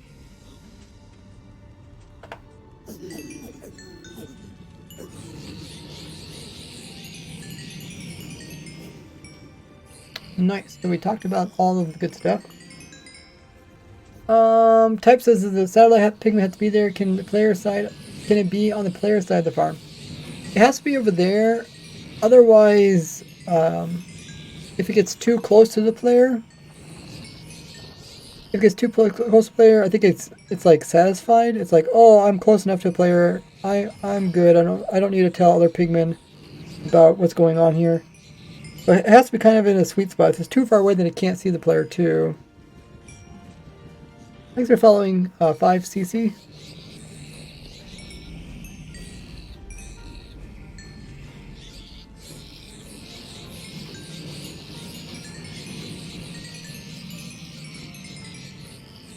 Kind of covered a lot of the in-depth mechanics of it, even more in-depth than this, in my video specifically about my bartering bonanza. So that's a good question.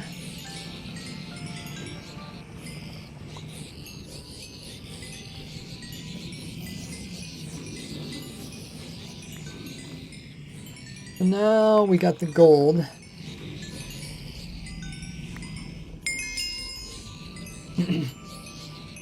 Now that we have gold nuggets as well as gold ingots from these guys dying, we can sort those away and then drop them off to this piglin over here.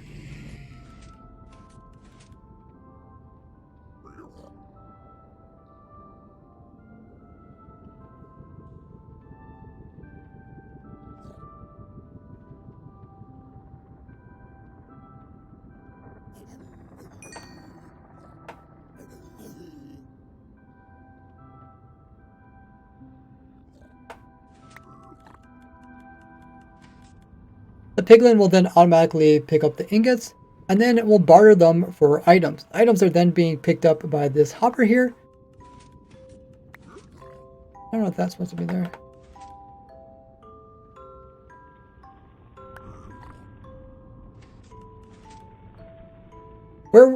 Where we are sorting all the other items, where we are sorting away the soul sand from all the other items it can give you. The soul sand then is piped around, and then it is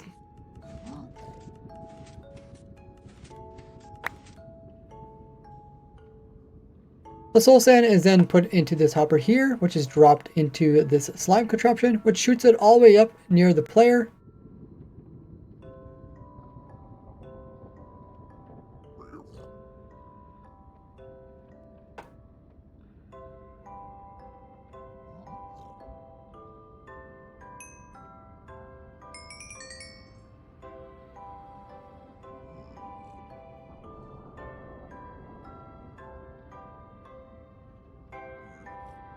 So while you're sitting at the AFK spot, you're able to pick it up through this area. You're able to pick it up through this hole over here.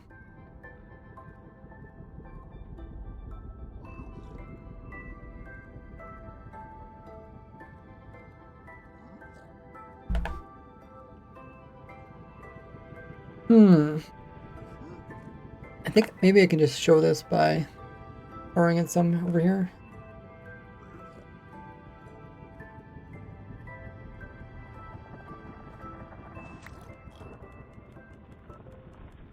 Hey Cosmic Piggy, how goes it?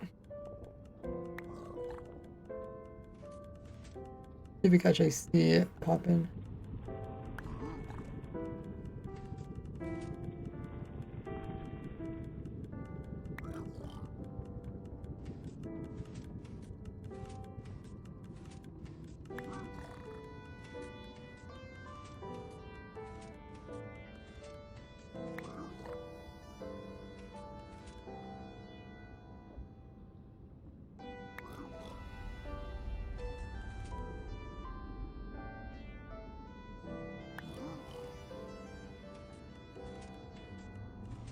Hopefully he'll come through. Would be nice to get a clip of it.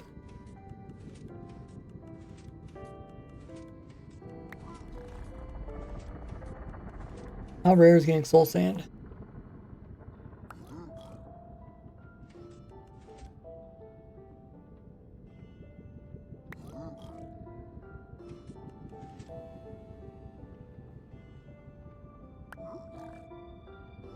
Cosmic says, can't wait to see all the insanity that comes from the autocrafters in the future. Yeah, there's already a lot of possibilities. I don't know if they're going to change anything from now to the full release.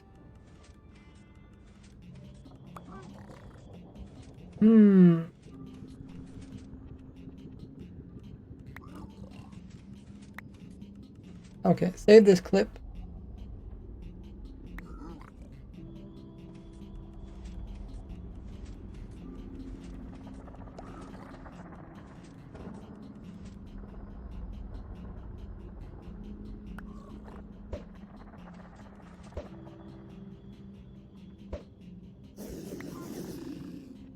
That looks so scary.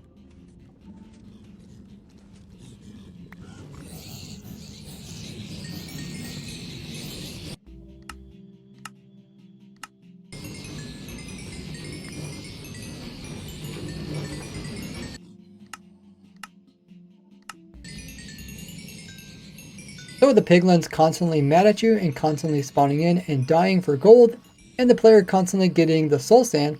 All we have to do is put the soul sand into this machine over here, which we can do while AFKing just by holding down the right click button.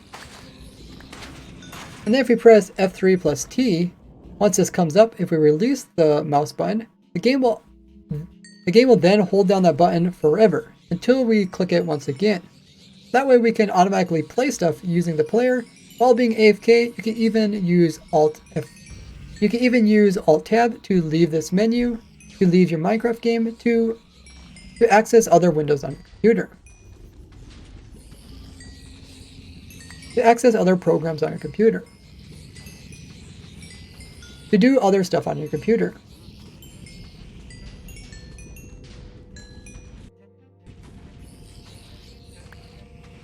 Okay, so now we're in the fun part where we gotta look at the automatic wither killer.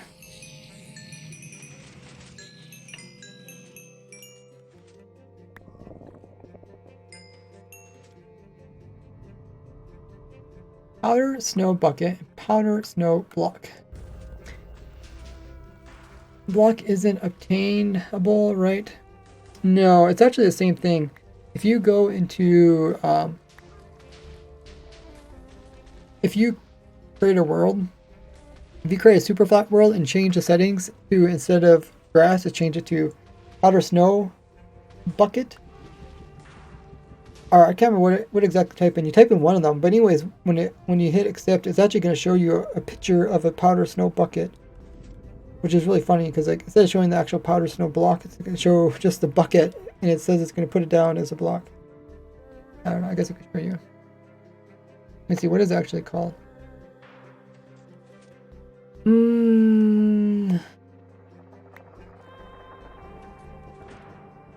Powder snow bucket, okay. Powder snow, okay.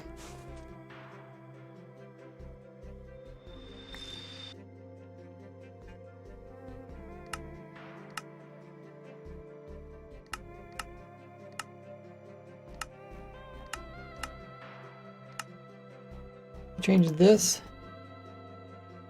Minecraft powder. No. Look at that. It changes it to powder snow bucket. See that? Kind of funny.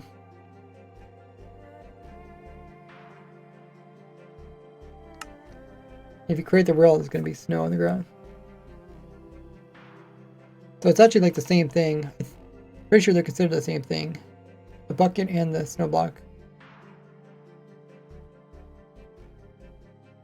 But yeah, I mean, I don't think it even exists. If you do give ray powder, their only option is powder snow bucket.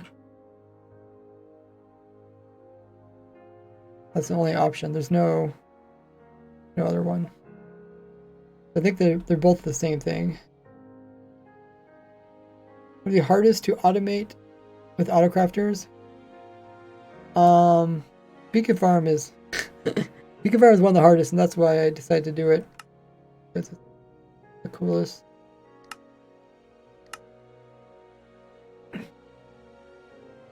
It'd be something that takes a lot of hard ingredients. I mean, I guess you could always say there's something that's more difficult to do, something that's not normally farmable.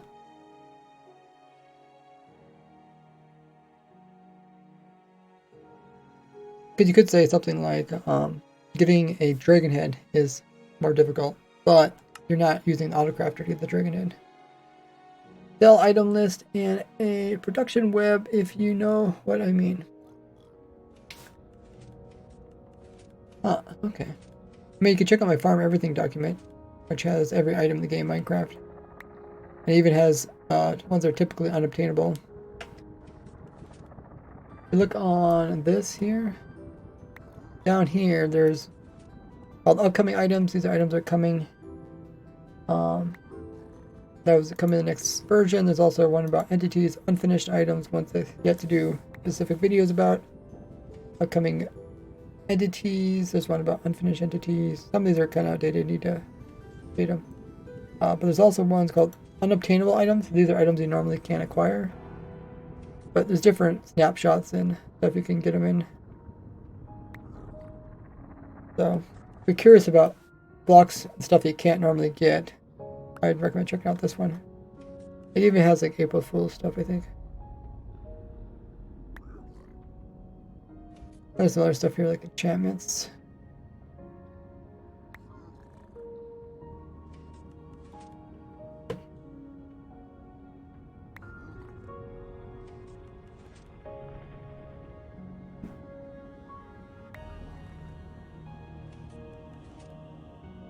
Would you include bedrock block in your item storage? Probably not. It's up to you. Ender crystals would be a little hard. It's what's a gas farm, ender pearls. Yeah, let's pull it up.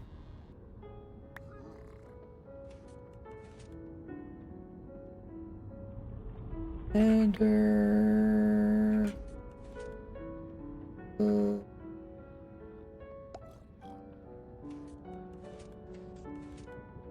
Glass. So I already have the sand farm. Gas tiers. I already have a gas farm. Eyes of Ender is ender pearls. You can actually make an ender pearl farm here in the Nether. And you can also make a blaze farm here in the Nether. You would need the player. Need the player to spawn in both. I guess you could also use pearls from bartering. That might be easier. You would need a fortress farm in order to get blaze, but it's actually not too difficult because Ender Crystal, you only need to be here in the Nether dimension. Where my beacon farm, you have to actually have stuff in all 3 dimensions. Well, yeah. Every single dimension you need to have something. That's what makes it more difficult. Interdimensional? Okay. So now we can talk about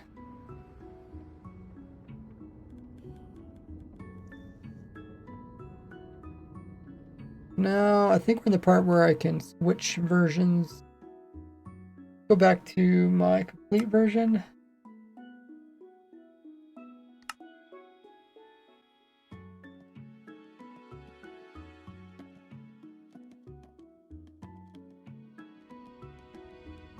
This is the final version. I think I might want to change out these blocks. I think this is just a little bit cheaper. I always try to make my builds cheap. I think at one time I put in trapdoors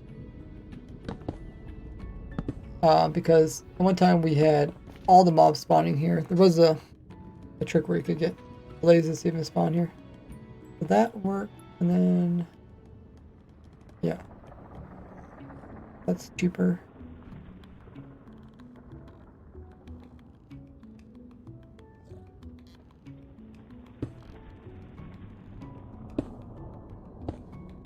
Well, we'll leave this as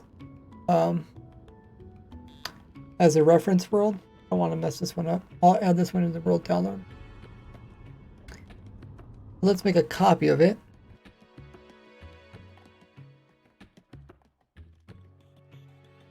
And then we'll use that copy.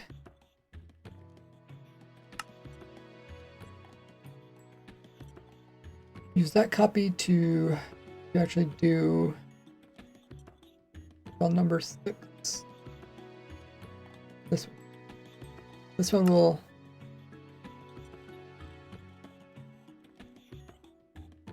point out different things. Raise grid, you can check it out. You can watch the video if you want to there, CC. That was the main objective. That was the main objective. The thing that's mentioned in the beginning of the video. I call them like challenge series, where there's like a challenge.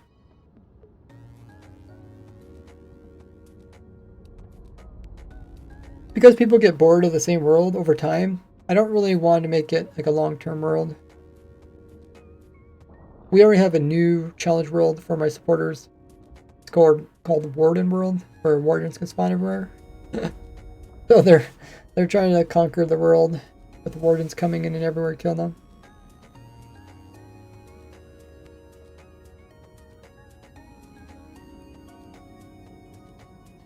But yeah, I live stream that on Sundays. Okay, so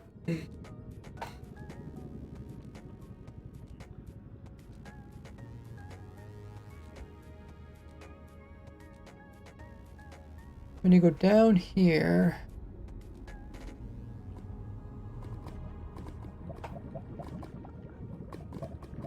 or a little bit.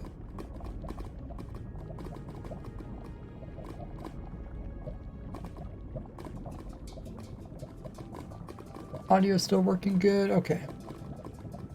I'm playing on data packs called Chunk Lock. You unlock new chunks. Pretty cool concept. Nice. You know, in the game RuneScape, they did something called Chunk. What's it called? Is it called Chunk Locked? I think that's where it originally came from. In RuneScape, there's chunks. Or they try to complete everything like in one chunk before moving on.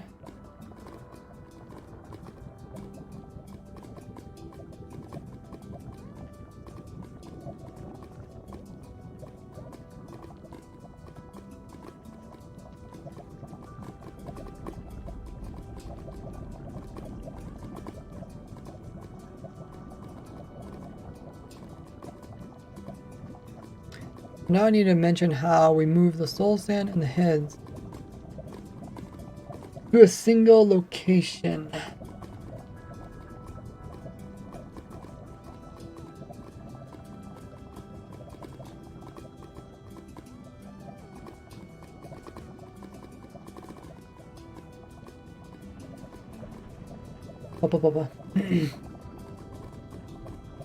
So with our soul sand placed down, we just need to get the heads. So with our soul sand placed down, we just need to get the wither skeleton heads onto the soul sand.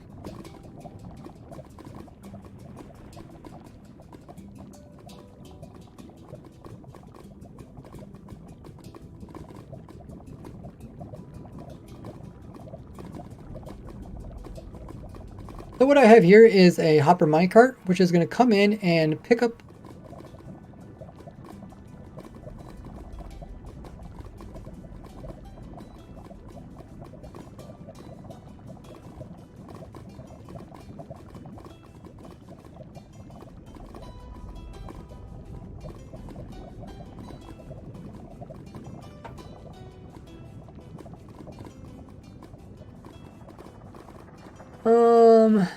I forget how this works. Okay, what am I missing? Apparently this is not pushing it over there. Oh, because it's locked from underneath. Okay. let's put in some skulls here.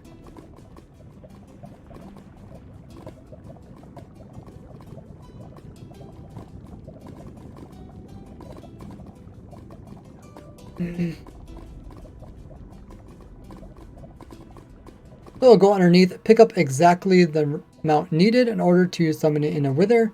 Then it will transport them all above the entire wither skeleton farm, all the way up here to where we have another contraption. Then it will place those wither skulls into some dispensers.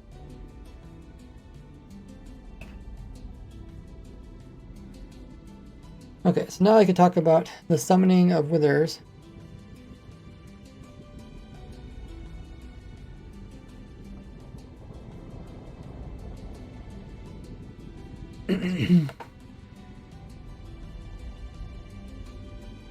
Might as well go over here.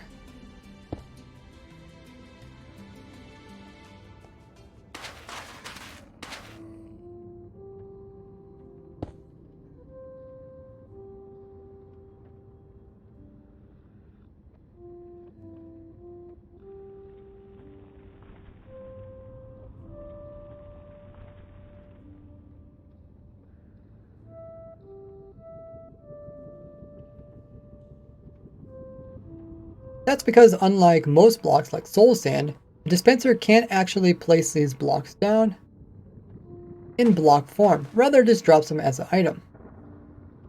But there's a few items that have an exception. One of them is the wither skulls.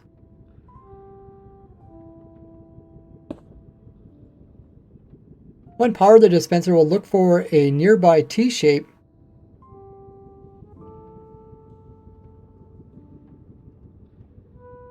and if that's there, it will actually place in the skull automatically.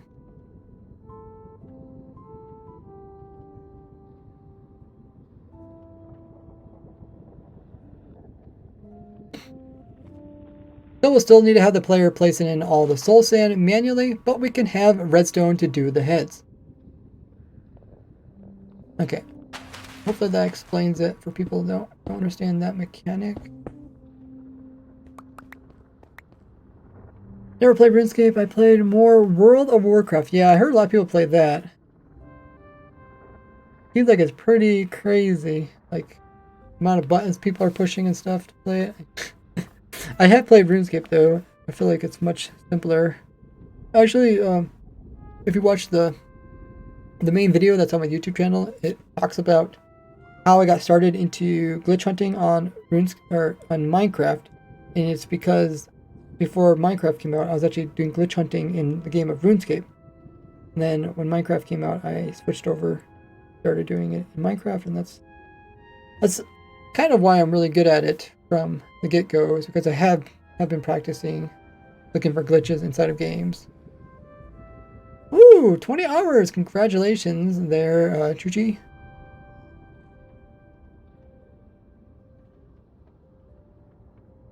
Wasn't worth a subscription. Yeah, I know RuneScape has a free version. That's the one I used to always play, just the free version. But they also have a membership one where it's monthly membership. And I think World of Warcraft is the same way, right? They are interesting games. Okay, so now we have the soul sand going down.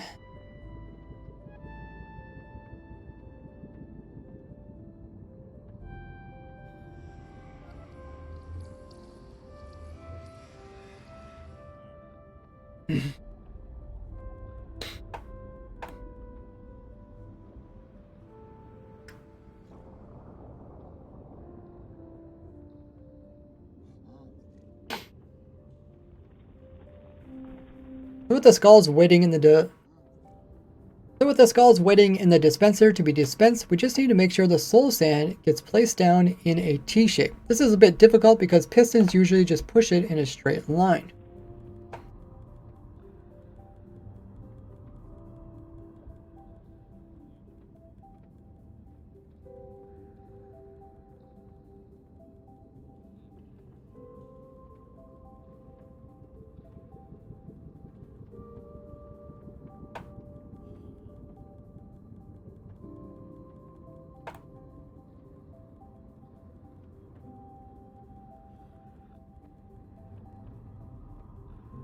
And what I have down here is a piston which is pushing the majority of the soul sand in a straight line this direction.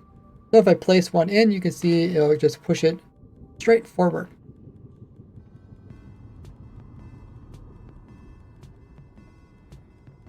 But every once in a while, the piston on the opposite side is going to push it to the side over here, and then this piston is going to push it over this way. We essentially have two rows of soul sand, one here and one over here.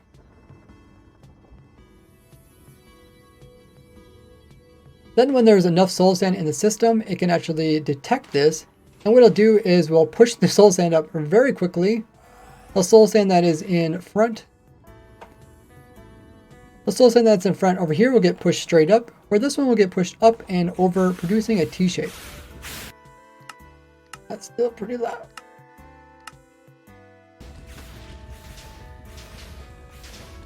I guess we can watch it in slow mode.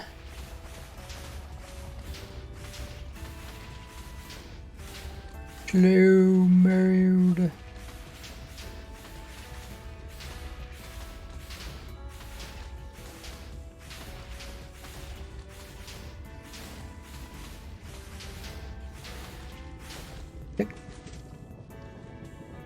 Freeze.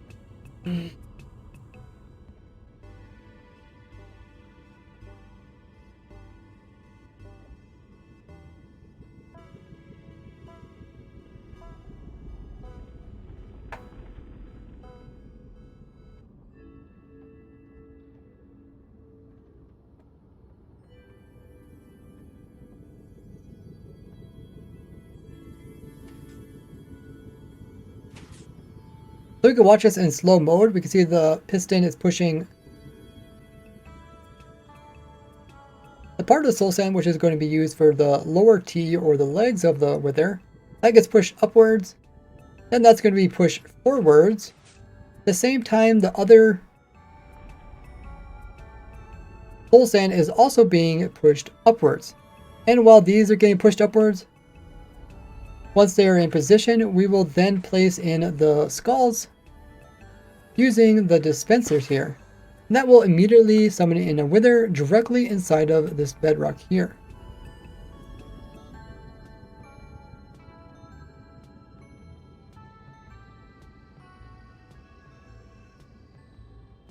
Ooh, a lot of stuff to talk about.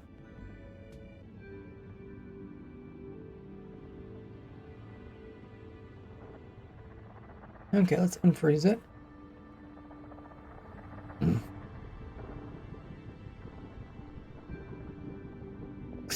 Thanks, Joseph, for hitting the follow. Welcome.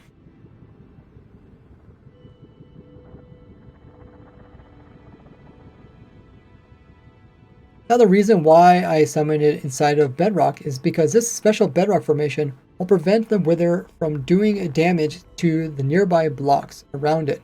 That's because once the wither is inside, it's going to start taking damage from this top bedrock. Typically what it would do is then try to... Typically when the wither takes damage, it'll try to break its way out. It'll either try to bust the blocks around it or shoot off wither skulls. It can't break bedrock, so it can't break... So it doesn't... That doesn't work. And the skulls itself just explode directly inside the bedrock, so none of them escape. And that's why the bedrock formation is kind of important.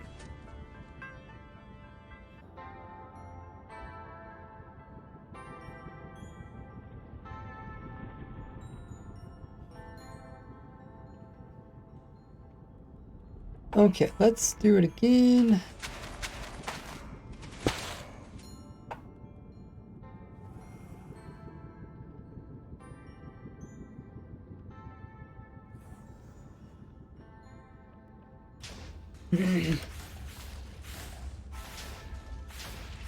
And that's why finding the special bedrock formation is so important.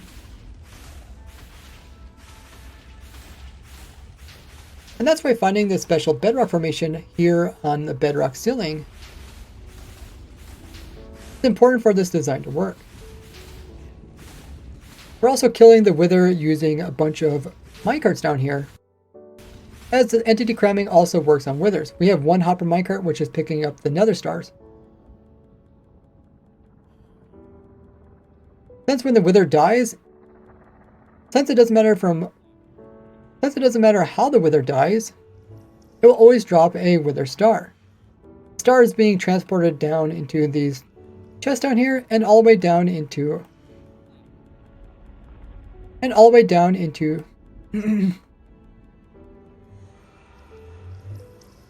the star is being transported through all these hoppers and chests here.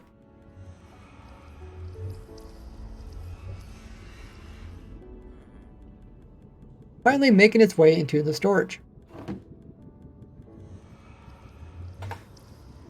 Woo-wee.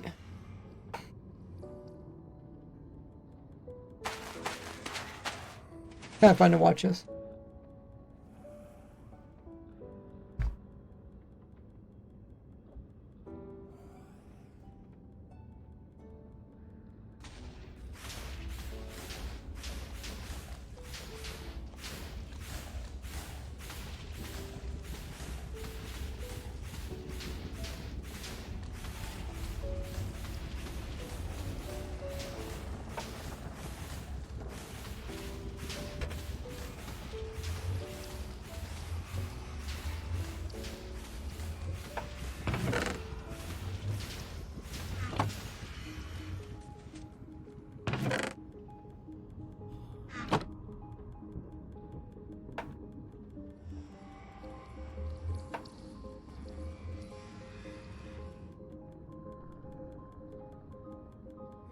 So now that we have an unlimited source of nether stars, we need to get the other two items, which are glass and obsidian.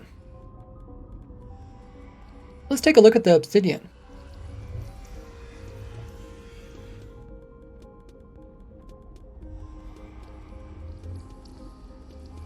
Getting the obsidian is actually relatively easy.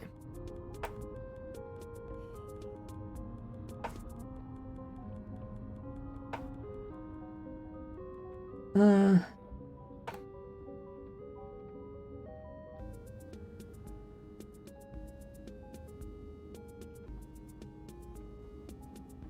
can throw some more gold in here and watch you do some bartering.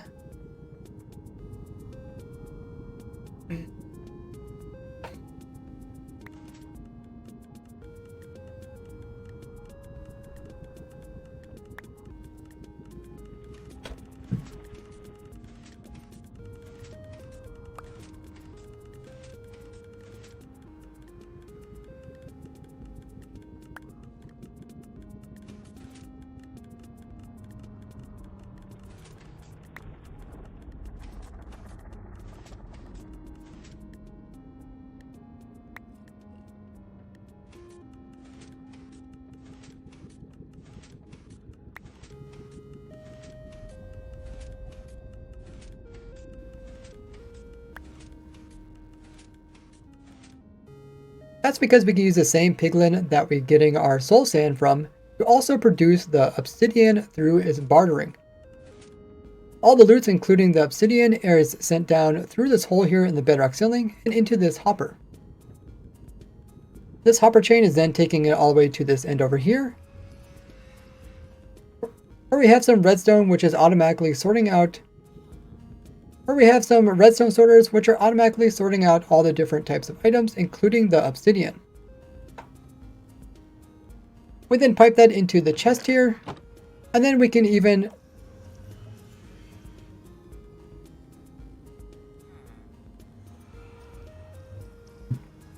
I don't think I need this. I was just summon it once it dies.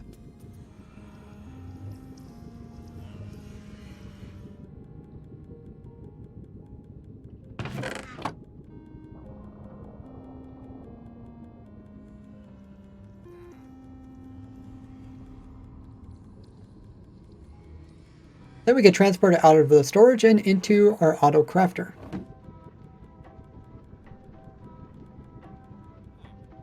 we could transport it into our storage. Okay, so that's the obsidian. That's pretty straightforward.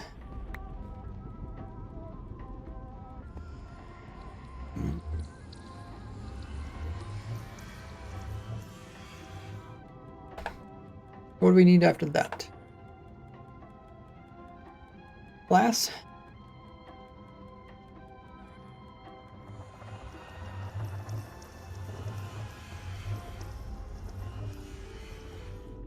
Blah, blah, blah, blah. Which means the last item we need to get is a source of glass. Now you could do this by trading villagers. And by giving them emeralds, they'll give you some glass. But this would require the player to be sitting here clicking on... But this would require the player sitting here and clicking. And we already have our player AFKing up in the air.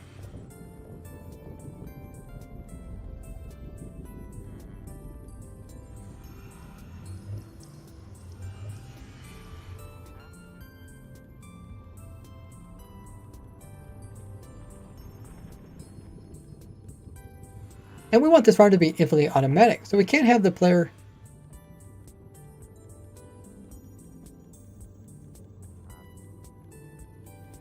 meaning that it'll continue to produce beacons despite the player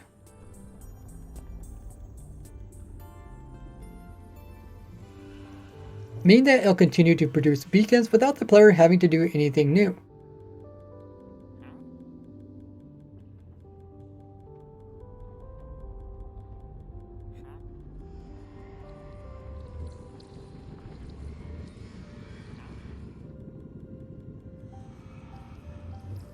Meaning that it'll continue to produce beacons without the player having to add any new inputs.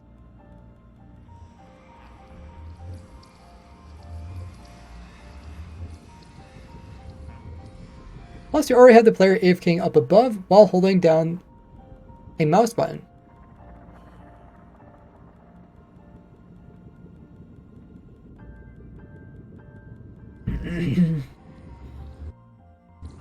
Okay, I can't remember. Did I mention the wandering traders?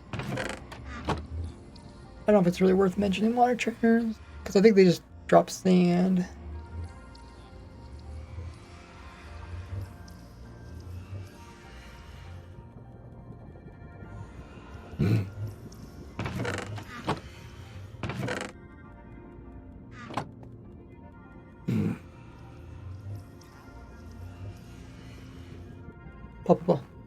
So villagers and wandering traders are out of the question.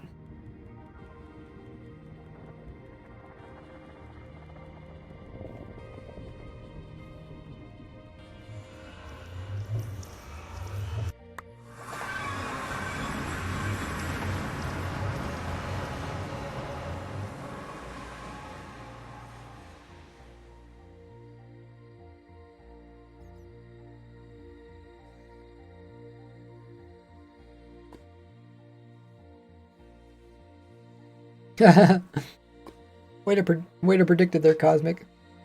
I'm one step ahead of you.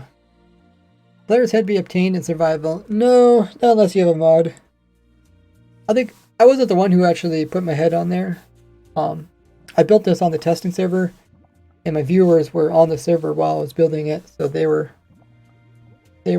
changing stuff up, putting my heads on stuff, and they're also the one that made the pretty floor design.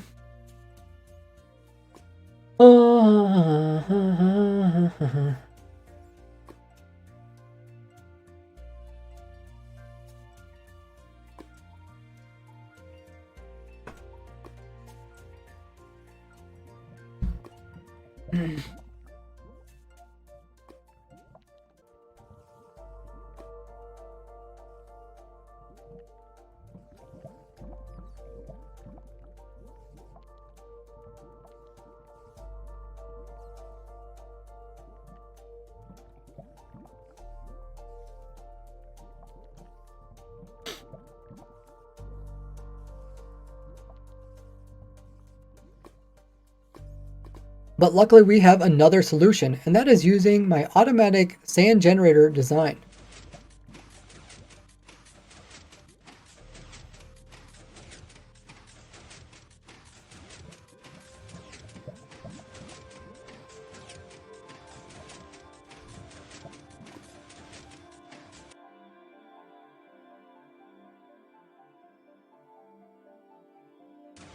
This duplicates the sand as it goes over into the end dimension.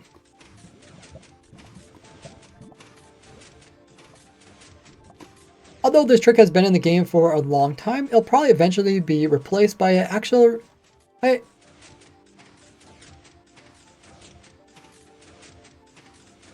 a more intended method of getting sand. But in the meanwhile, this works just fine.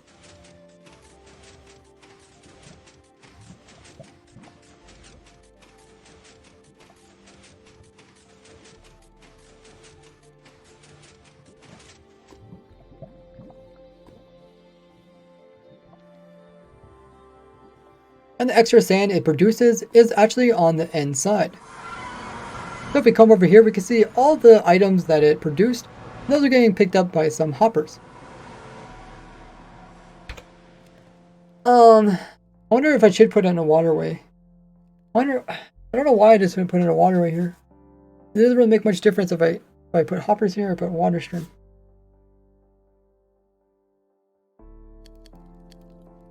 Oh yeah, I forgot I actually had a glass smelter here.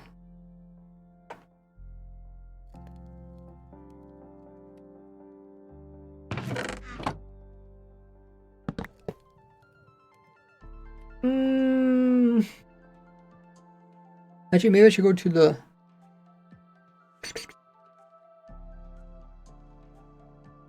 This is the backup world.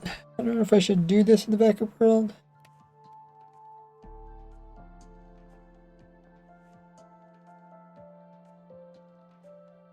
Yeah, water would be less leggy. I guess I can do the backup world. I can't remember if I broke anything else. Meanwhile...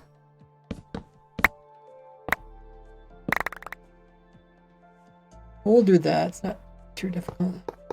I don't know why. I just can't remember what I was thinking when I did this. Did it a lot on the live stream. I don't know, like a month or so ago. This shouldn't be too hard. Maybe I was just trying to make something that was quick and dirty. Didn't really care about how I made it work. But I think I should make it a little bit nicer. Fill this in with air. And there goes all of it. Okay, so we don't need that. And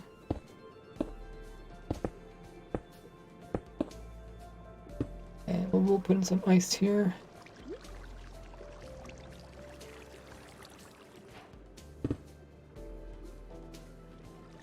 Pull back the water.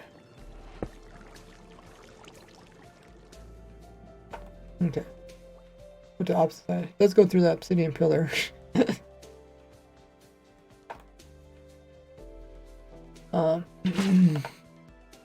I don't think we need ice for all of these. We'll see.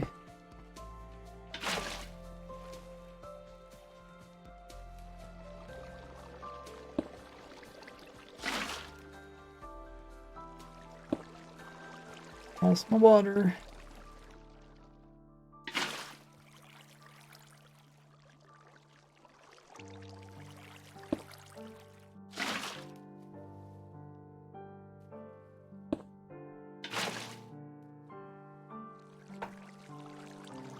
Okay, we'll continue this.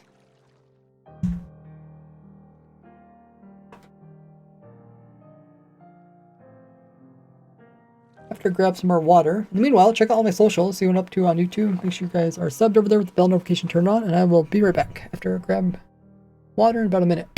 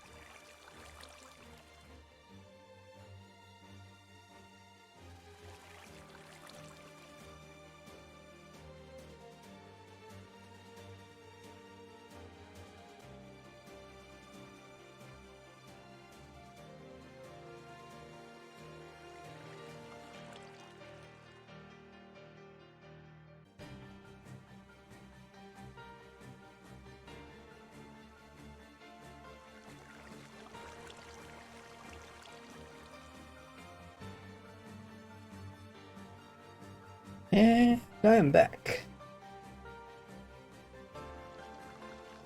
Now every time the bot tells me to drink some water, I'll have some.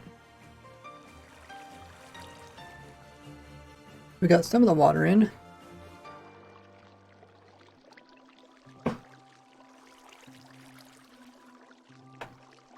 We won't worry about the obsidian pillar regenerating and pouring our water.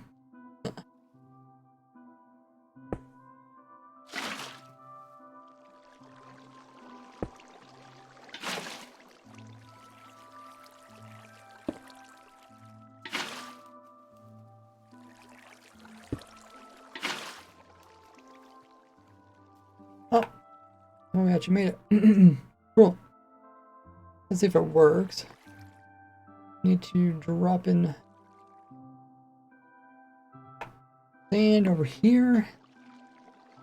And need a little bit of redstone.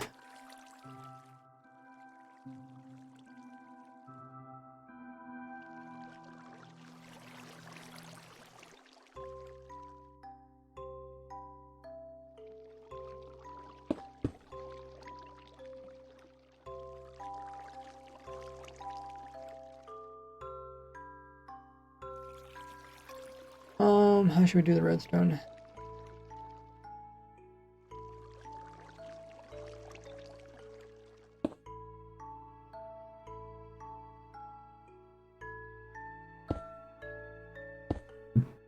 I could also have it push an observer over here and then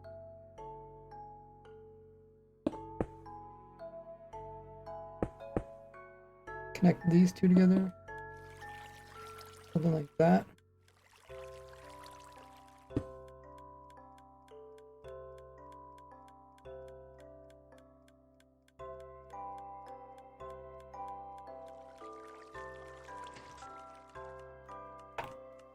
See if we can get past the first one.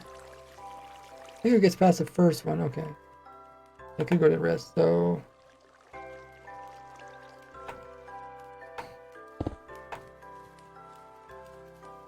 Put ice there. The rest shouldn't need ice, hopefully.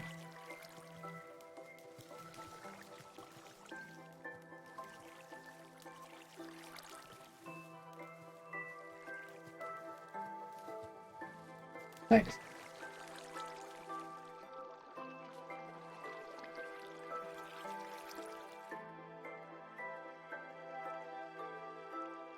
You need redstone. You do need to break off the sand, because the sand comes in as an entity. So it looks like this. This is what happens. Sand comes like this and then it breaks. So you'd have to break the sand while also washing it.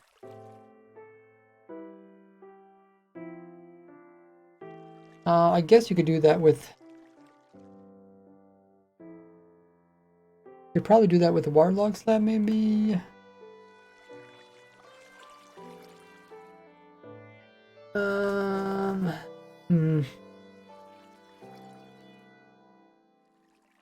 We could try it.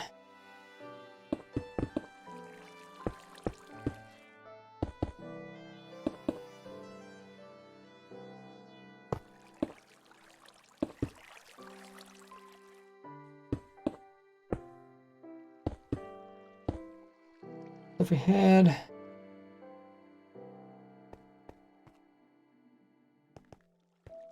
water log slab there.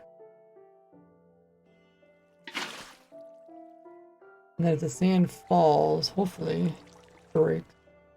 We could also place some buttons above it, just make sure it doesn't land. Doesn't. That's not trapdoor, even a button on the wall works. Yeah, but you can't actually put a button down there. You don't want the sand to kill it. Welcome in, unicorn. We'll just need to add another piece of water here.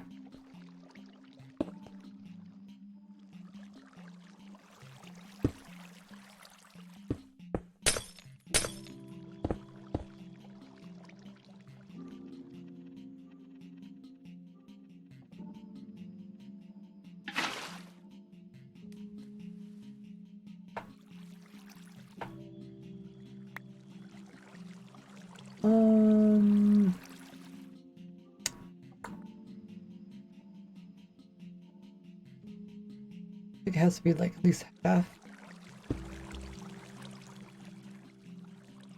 Oh. Thanks for following, Unicorn. Sign. Yeah, sign would also work. They could be waterlogged.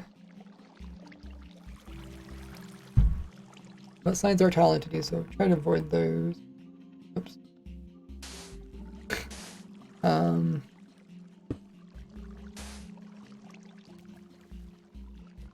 This was filled in.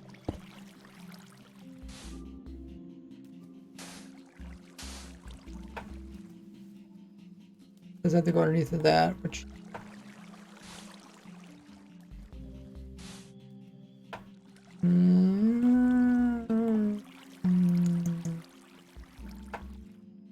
I guess we can try it.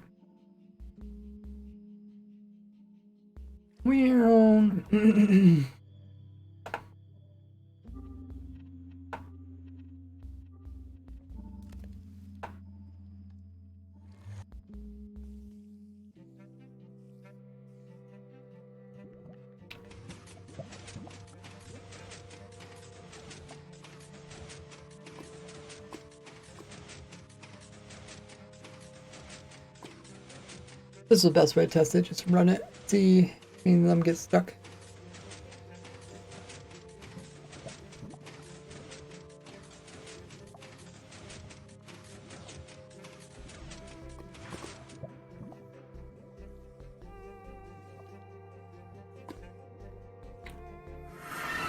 And over here on the nether side, you can see the items fall through.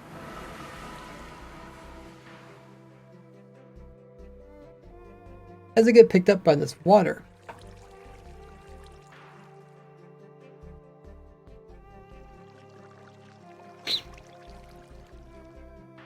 That's because when it duplicates the sand, it actually comes over here as a block, then it breaks onto the slab, and then the water washes it away. This water stream is going all the way to the exit end portal. That way we can transport the sand out of the end dimension and into the portal that will leave this dimension. So once it's sent through here, it'll end up at the world spawn point, which we happen to have a hopper that is picking it up. Where we have a hopper which is picking it all up. We're then pushing that into a furnace. This is where we're going to smelt the sand down into glass.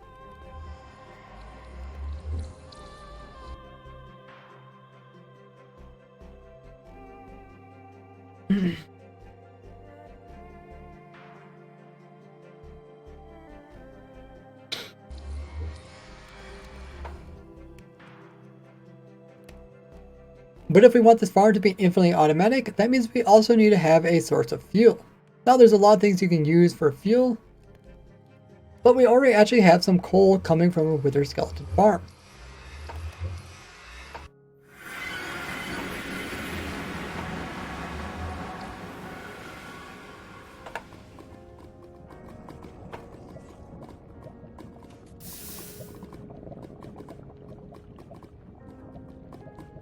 So after the wither skeletons were killed, their whole items were being sorted away from the rest of them. They're then being piped along this hopper system here, and then put into this dropper here, which will shoot them through this portal. Once shot through the portal, they'll end up on this hopper here, which is picking up the actual coal item and putting it inside of the furnace.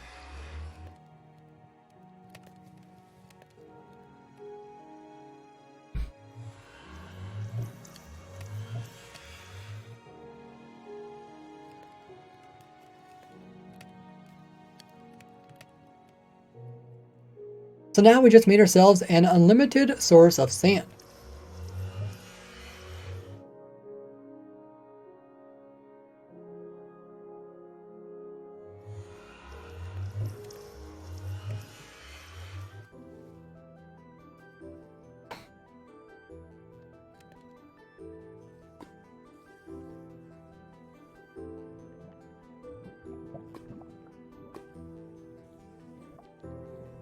Now I explained about the chunk loading thing because we can't chunk load the end dimension. So it's worth mentioning that.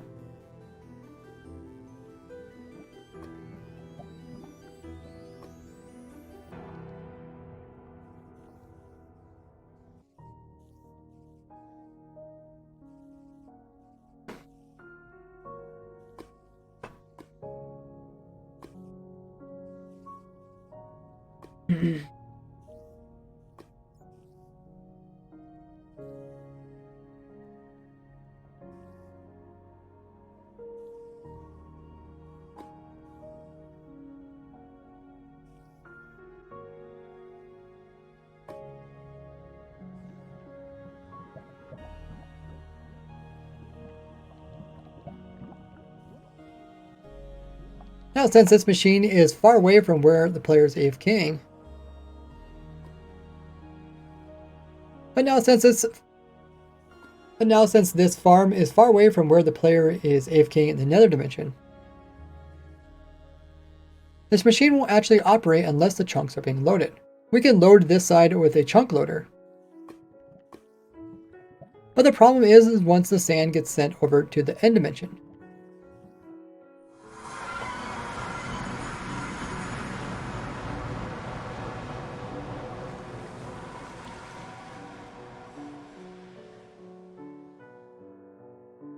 Now on the end dimension side here, despite items coming through the portal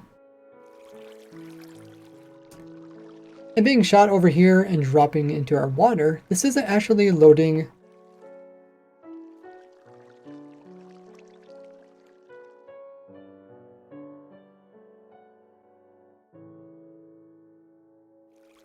the chunks in this area in order to transport the items back to the overworld. So we'll either have to have a second account thing over here in the end dimension loading this, or we have to transport our AFK player every once in a while over here to load it so the items can move through this area.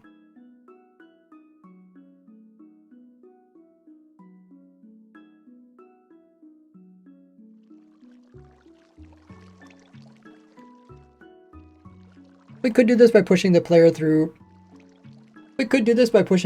the nether portal and using minecarts to transport them.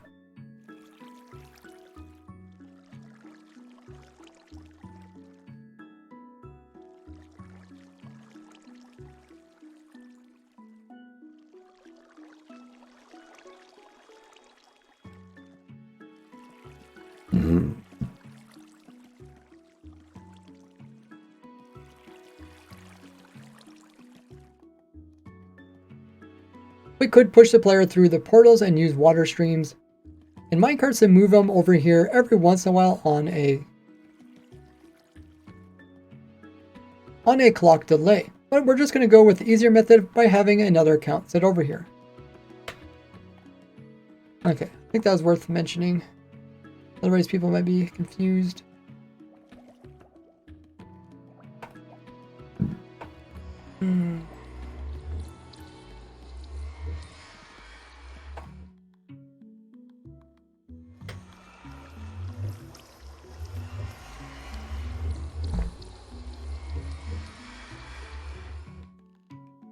Now we just need to get our sand over into the nether dimension. We have some droppers and water stream, which push the items back over here.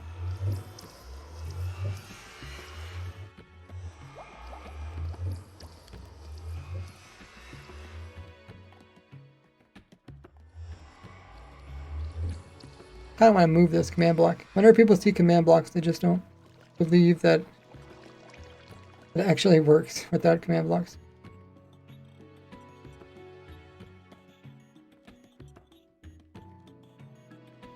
If I just leave like a single command block on my videos, I get comments, people are like, aren't you using a command block? That just teleports people to the sand farm. Guess I could put a sign on it.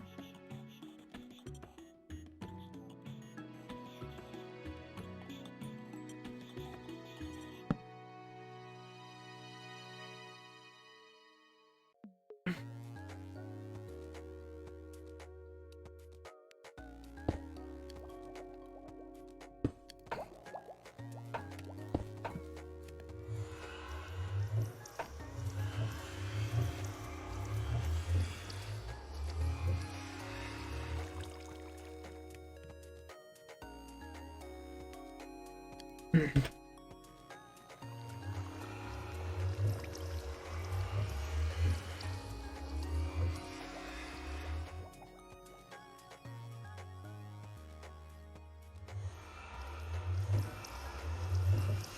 do this by using some redstone dropper and some water, which pushes it back through this portal. And once it comes over here, you can see it will end up falling into this hopper here.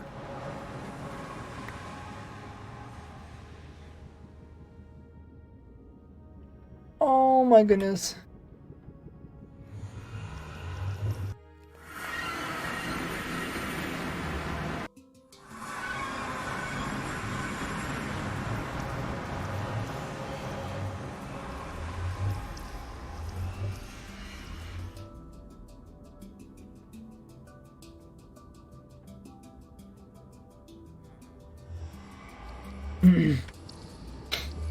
Blah, blah, blah.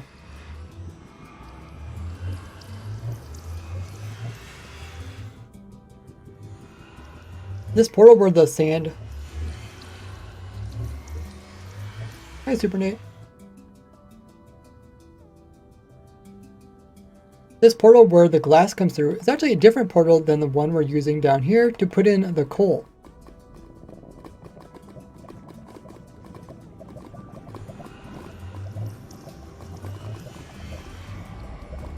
And despite the coal and the sand, and despite the coal and the glass seeming to... And despite the coal and glass using the same portal, they actually end up in different locations. That's because this nether portal happens to be closer to the portal on top. That means anything that comes through.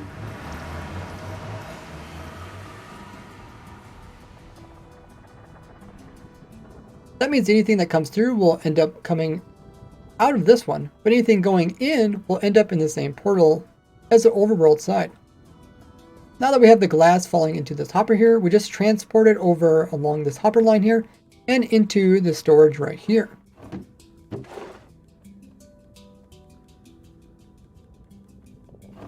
And into the storage right here. What have you been up to, Super Nate? Yeah, working on the farm everything.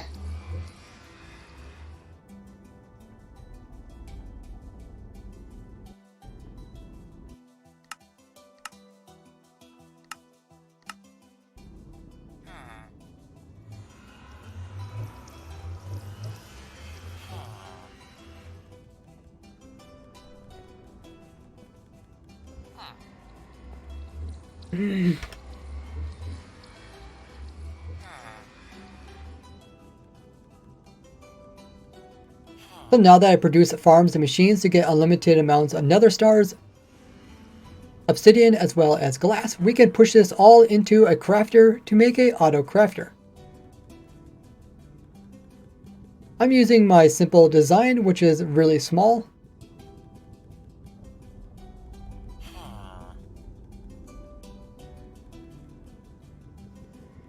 Being only 3x3x5, yet it can actually craft 99% of all recipes in the game.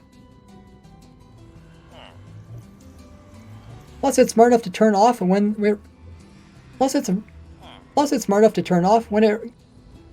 Plus it's smart enough to turn off when it gets low on ingredients. You can see it pulling in each of the items, and then it's getting powered and pushing the new crafted beacons up here into this chest.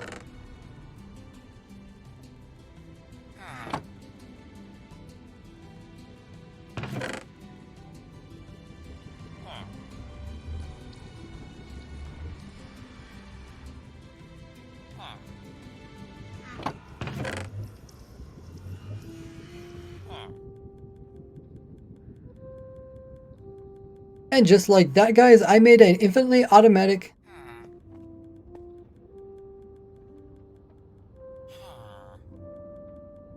And just like that, guys...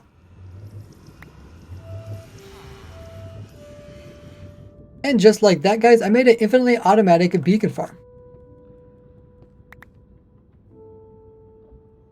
And just like that, guys, I made an infinitely automatic beacon farm. Whew. Okay. So I got the majority of the video recorded. There'll be little bits where I have to come in and, you know, tweak stuff or re-record stuff. Yeah. This is why I don't do this type of videos on my YouTube channel. It just takes so much time.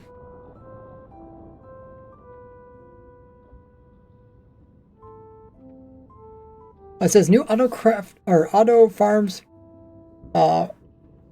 in the title. I can't remember what the title it was. But yeah, we're working on my beacon farm. Actually recording the video for it. Includes the actual auto crafters.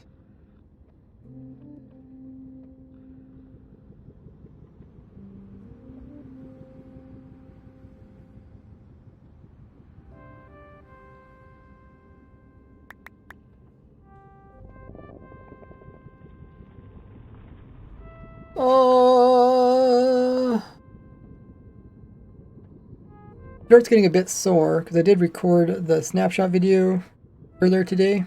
Plus, I also recorded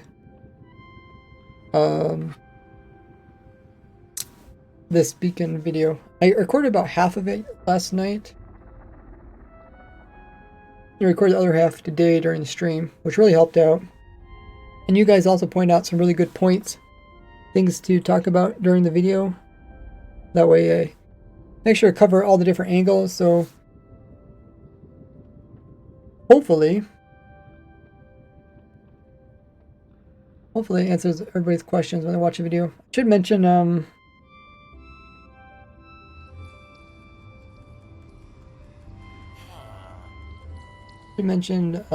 other seasons over here too.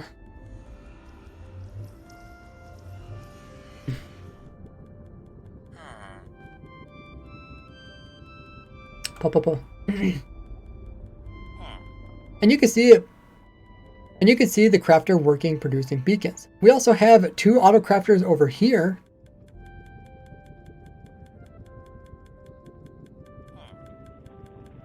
These are designed to convert the extra gold nuggets into ingots and into.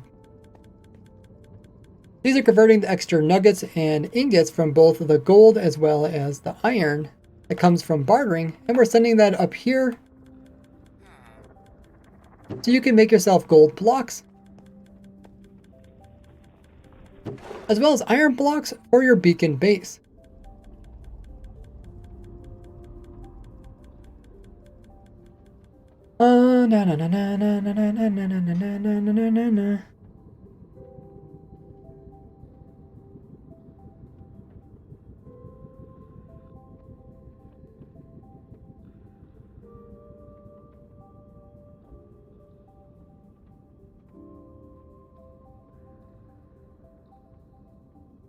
So, I mean,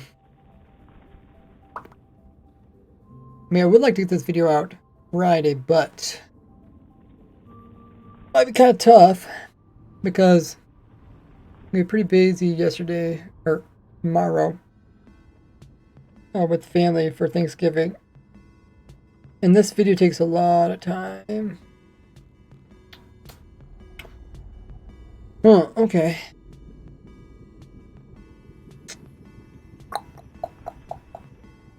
I already did all my Thanksgiving cooking. Usually we do kind of like a potluck thing where each family member brings something for Thanksgiving, and I cooked up a bunch of pumpkin pies. Actually, the pumpkin pies were actually grown from my own garden, so I grew my own pumpkins and I grew squash. And I made some of the pumpkin pies are made out of squash and some are made out of actual pumpkins. But you can't tell the difference after you put pumpkin spice in them. That was fun. Yeah, I don't really want to probably record anymore. Like, just some really minor stuff. I won't even know what to record until I look at the footage that we recorded. I'll see what's missing. And I'll also put text at the bottom of the screen, like in the Mobhead Farm video. That way, if I miss something and it's not super important, I can just put it down there. And other than that, I need to do an intro for this video and also need to do an outro. that sort of thing.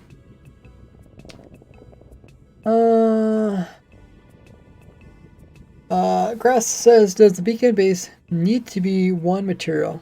It could be a mixture. Yeah, you could do whatever you want. You grow out of Minecraft and 3D print the food out. Yeah, yeah, that's true. You could make a pumpkin farm in Minecraft and then turn them into pumpkin pies, because they do got pumpkin pies in Minecraft. That's kind of funny. Actually, was it Cube Hamster that put out a tweet saying that he made like a compact pumpkin pie farm? Actually, now that I think about it, I should just make a video about that. Screw making a video about a beacon farm. I'm actually kind of excited. Let me just make up a really quick one. I guess the point was I'm gonna try and make is that Cube Hamster went to like great lengths to kind of make this a pumpkin pie farm using the autocrafter. The thing is, like, he could have made it so much simpler. I guess that's what I kind of want to do right now. So I guess we'll do that. Let me find where my farms are. I think this is them here.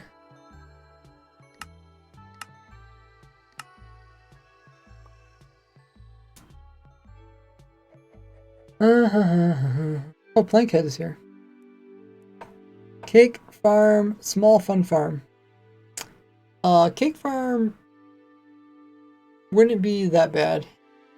Not as bad as you think. Definitely a lot easier than beacon farm. Anyways, I'm on the testing server if you guys want to join in.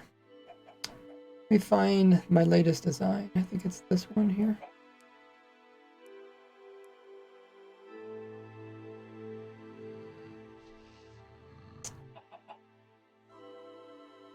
Okay, let me put it over here.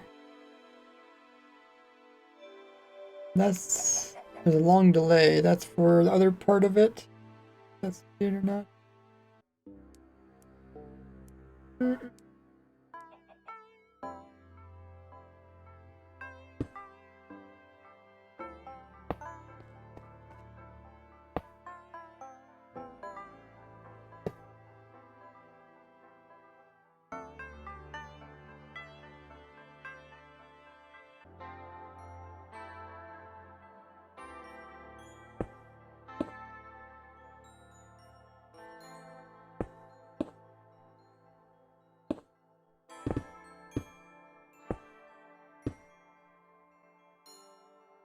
Okay.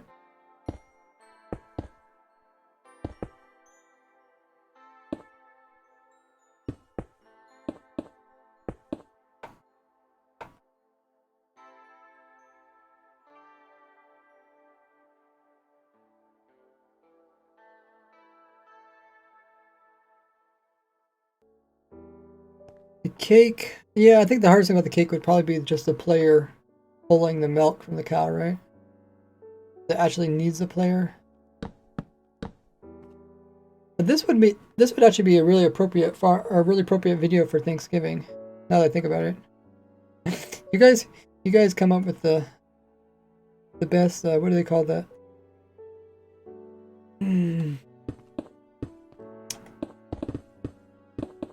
Trendy. I think they call them trendy, right? It's something that's actually trending. Okay, it's like this, and then I made a pumpkin farm. Or I made a pumpkin pie farm for Thanksgiving.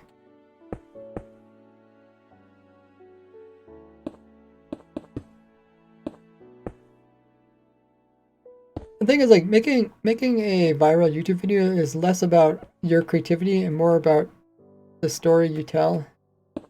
Like, there's people that take stuff that I build. They didn't even build it themselves. They just make a video about it, talking about it. And it's way more interesting than my video. And that's my own fault if I want to make better videos. But I spend so much time actually trying to design new creative stuff that I don't always time into making super viral video. Like someone took my Mobbit farm and they got like millions of views. Like what? Okay, I think this is all we really need. Now we just need to put a pumpkin there, a sugarcane there, and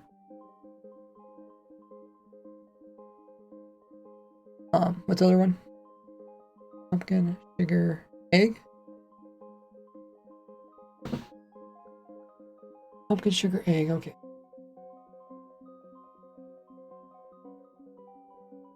So, which one needs the most containing? I think the chickens, we can just put them inside of a... We can just put them inside the hopper here, right? Pretty much.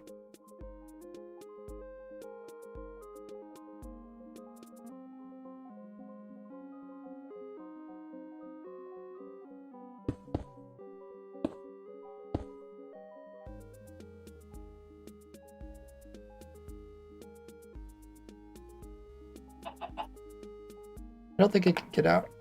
Oh, shoot. Game doesn't show you stuff. Okay, so that's pretty much your egg farm. I'm telling you guys, you can make it really simple. Here's your egg. And now, pumpkin and sugarcane. The other thing we could use is a bead, right? Because the sugarcane has to be crafted down, so we need a second crafter.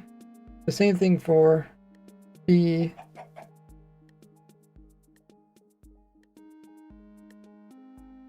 B would be more annoying though, so let's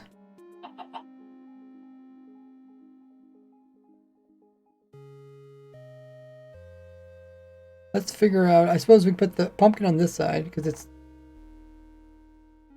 you have to do anything special? Is it just a pumpkin? I don't even know what a recipe is. I made pumpkin in real life, pumpkin pie in real life, but I don't know the pumpkin pie recipe in Minecraft. Just a normal pumpkin. Okay. The sugar. Okay. So I think the pumpkin would be the easiest, or the second easiest. Because they spawn on mud. We do that there. And then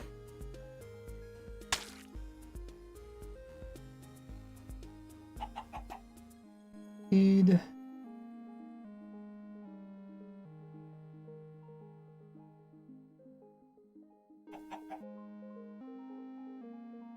Okay, can't place that on there. It must be dirt. Oh, it needs farmland. What am I thinking? Let me just grab the farmland.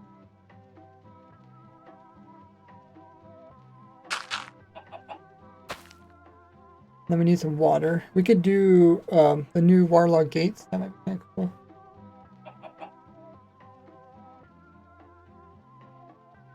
Great.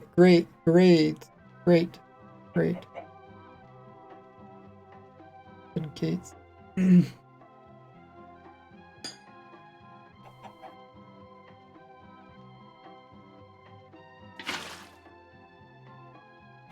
Okay, and then this is... Oh yeah, then we need to finish the rest of it. This is pretty simple too. Need this.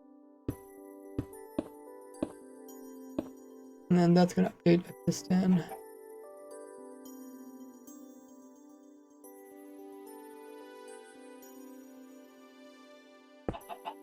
That. We can do this a little bit smaller. Well, I don't know how small it's going to be. Okay, so the sugar cane is going to be the annoying part. The sugar has to come down. And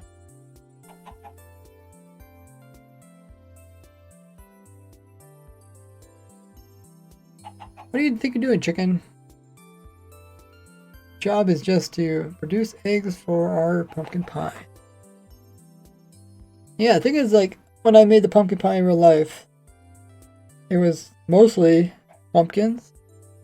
I think it was 2 eggs for each one, and quite a bit of sugar. I think it was like 3/4 cups of sugar.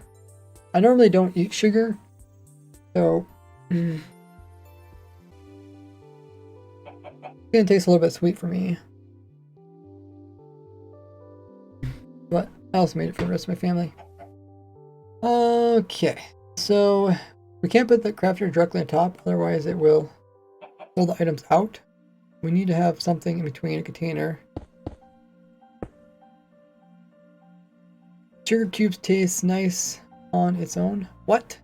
Eat solid sugar? That's nasty. Okay, so we could probably put the crafter somewhere else too. I mean, we can rearrange this stuff if we want to make it look more compact.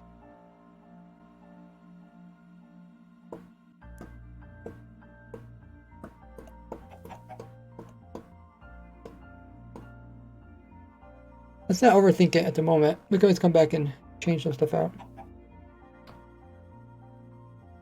So we need a sugarcane, like it's broken. We're working backwards, which is good. We need this. I guess we could try to make it look compact at the moment. Then we can always change it. So we can do something like this. And like this. None of these are getting powered at the moment. And then we need to pick up the sugarcane. We can have it right there. And then the sugarcane can be on top. Might be as low as you can get.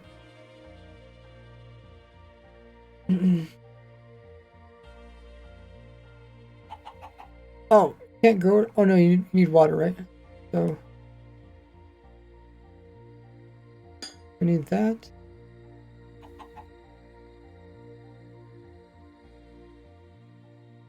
I wonder if this water can be used for both of them. Can it be one water higher than them? I think so, right? Anybody confirm that?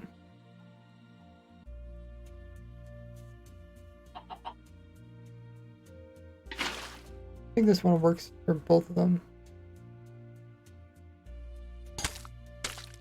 Let's see if it dries out or not. And then I'll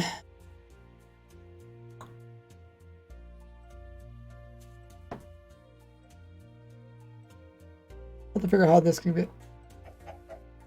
Has to make sure.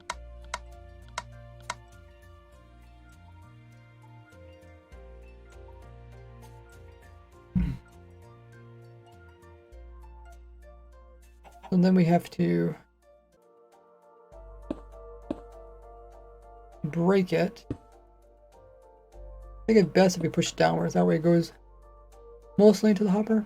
That could be perfect.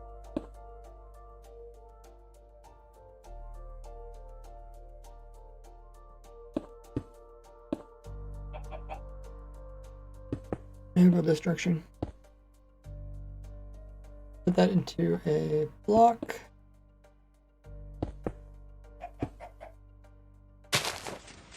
Okay, we don't want that to happen.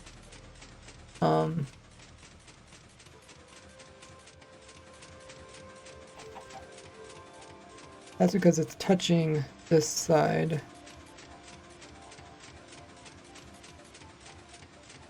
Does this thing actually make updates?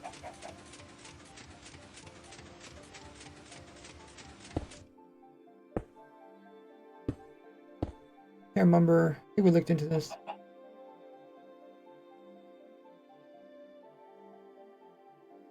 don't think it does.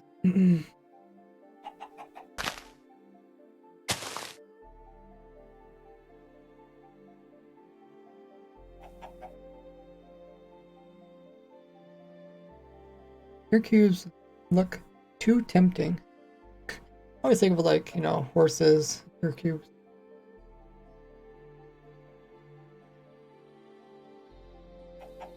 I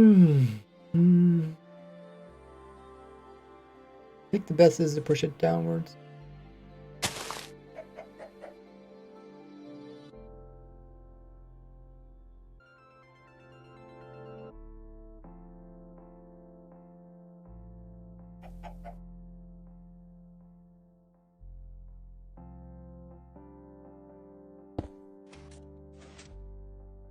doesn't have to be perfect. Like, that's not the idea of this funny farm.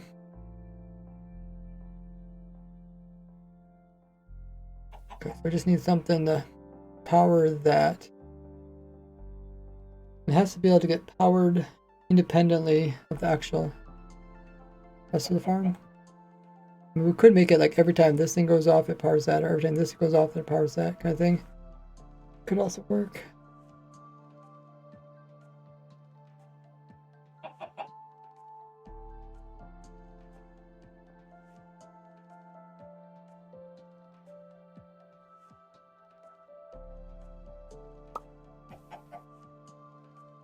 I heard a chicken egg.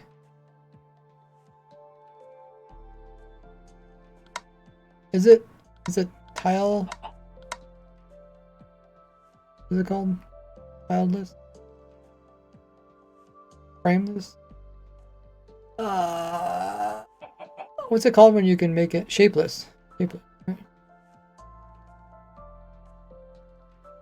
Okay, so that needs to get powered by either that or by that. We still need this thing to power too.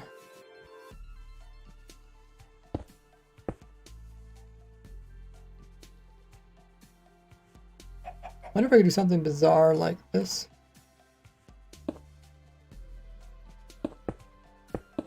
Oops.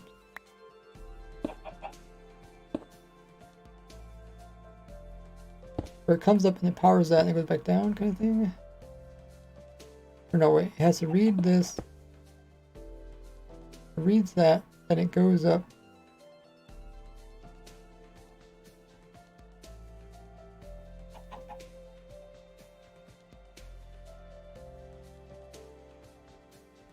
Reads that, which updates this.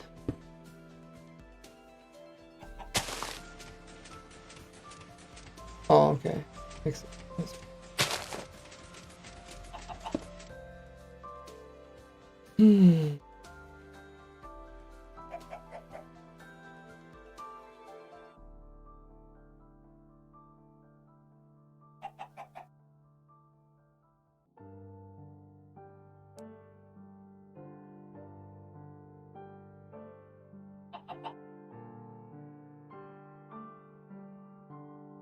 The other thing we could do is wait for it to get 2 blocks tall.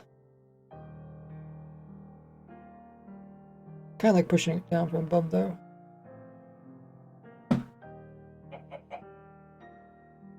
Falling block on top with a signal going.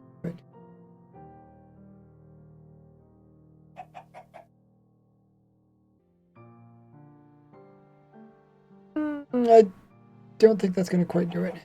Let's try to avoid falling blocks that can break.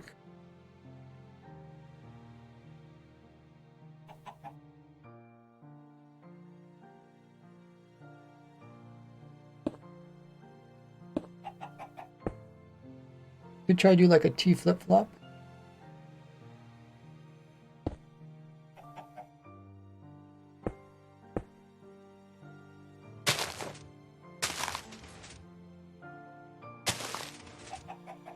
This move.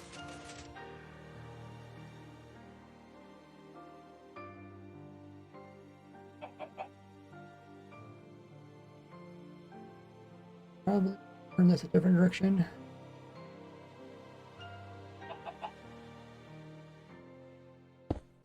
We go we go over here, close to that. We turn it this direction.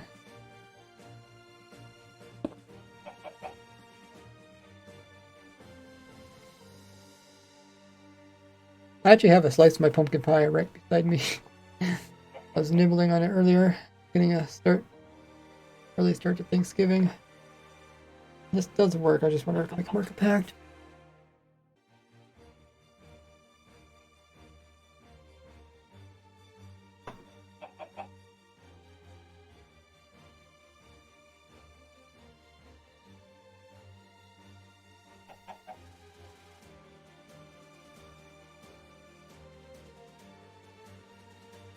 we need to power this one down here.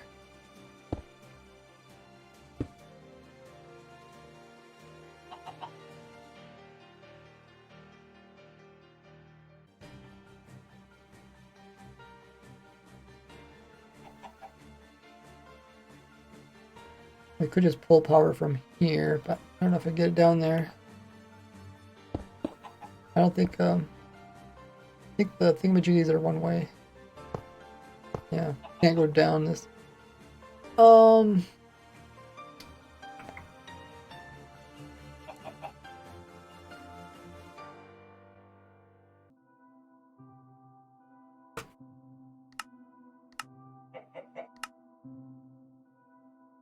You guys are probably saying something in chat. Missed it.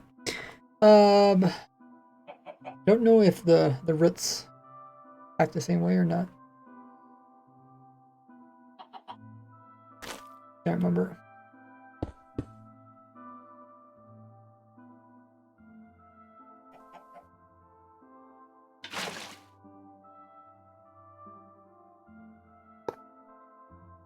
Oh.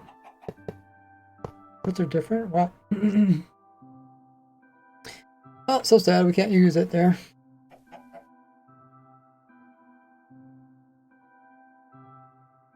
What's it called?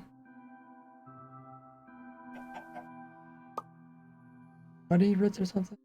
Muddy mango roots? There. Oh.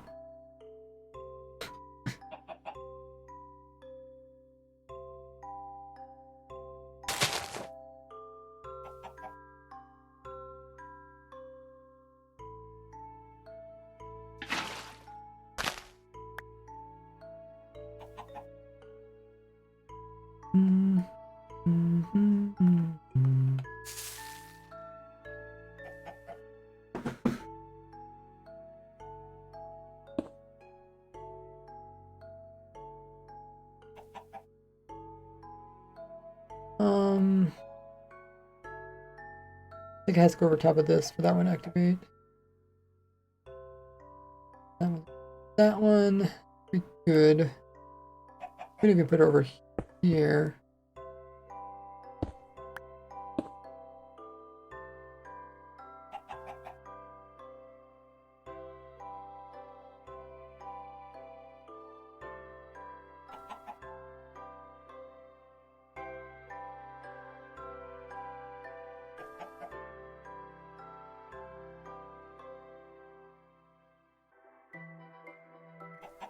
Okay.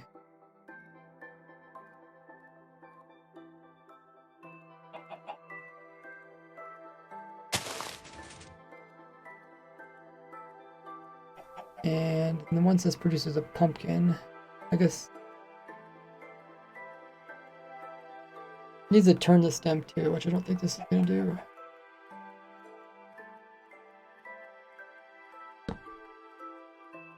I could just update it.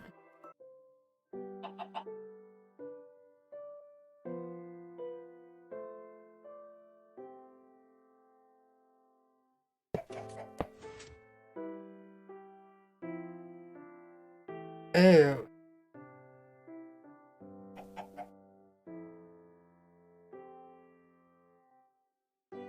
Okay, so we need the sugarcane to come in there.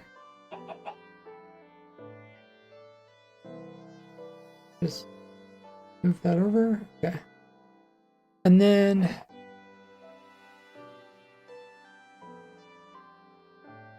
not going to activate until this is all full. So fill that up, fill that up, that up. Eggs get full. Pumpkins and sugar.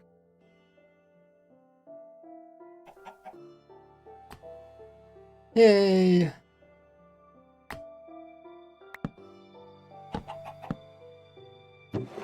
Yay, we got automatic pumpkin pie. I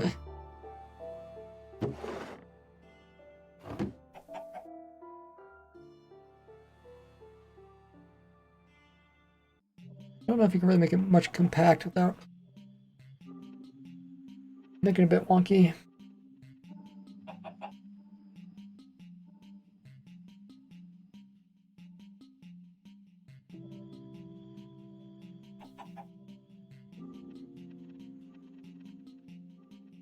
Really perfect for Thanksgiving.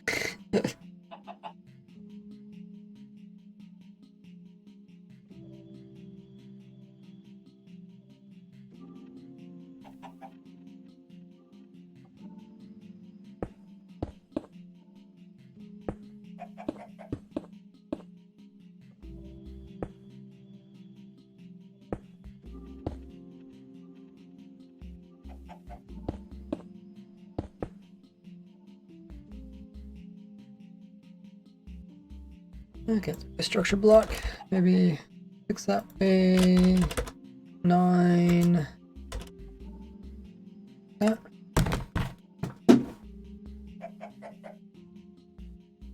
Sure.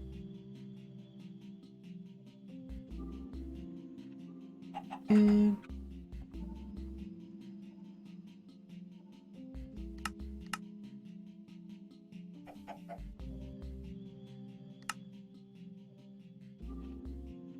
pumpkin pie.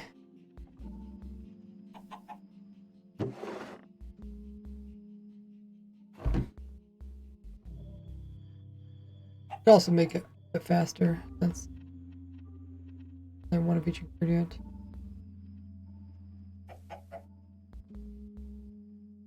If it burns out. But no.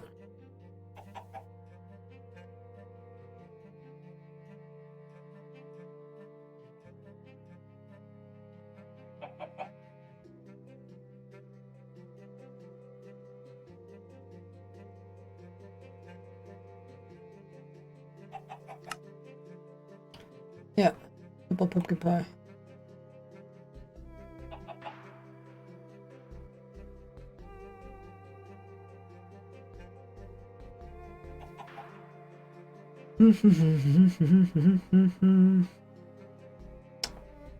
Would like to see if the pumpkin part would grow.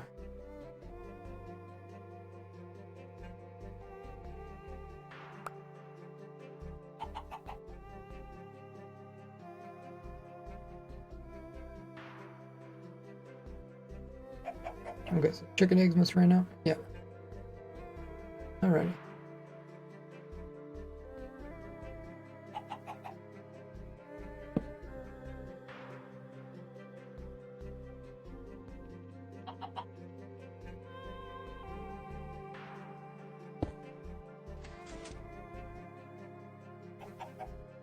Oh yeah, pick it up.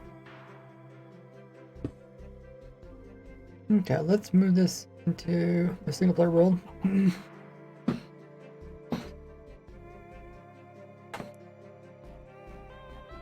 Just while I do that, spectate somebody.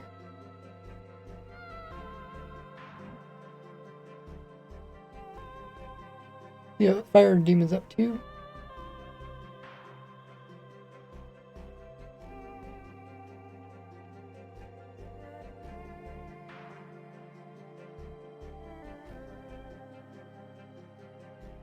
Fire demon, entertain us.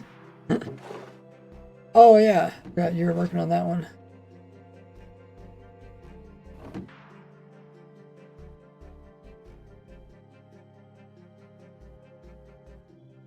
No, he left the game.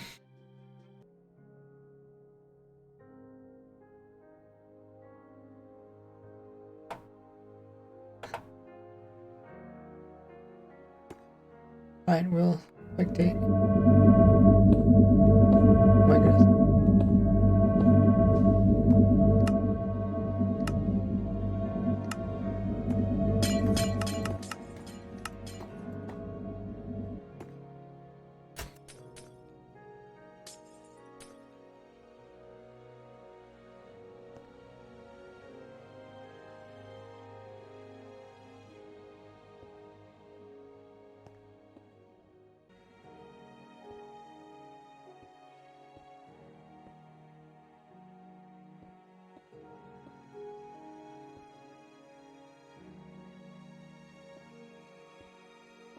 $22. Okay.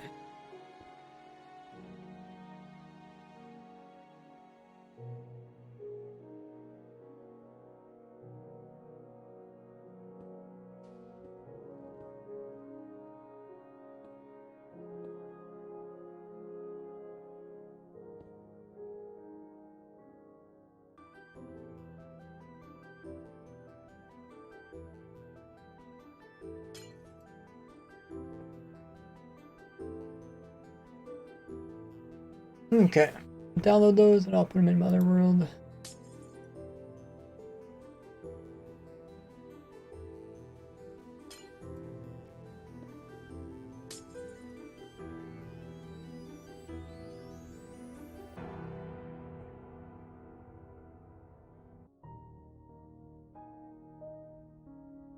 Let's figure out which world we want to put them in. Probably the one with all the crafters in it. Auto crafter one.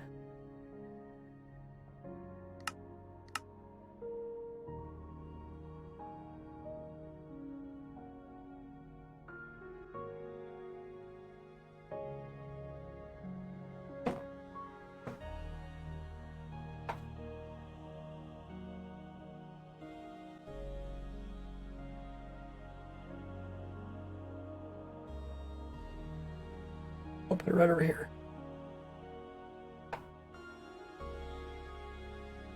Positive, positive, okay.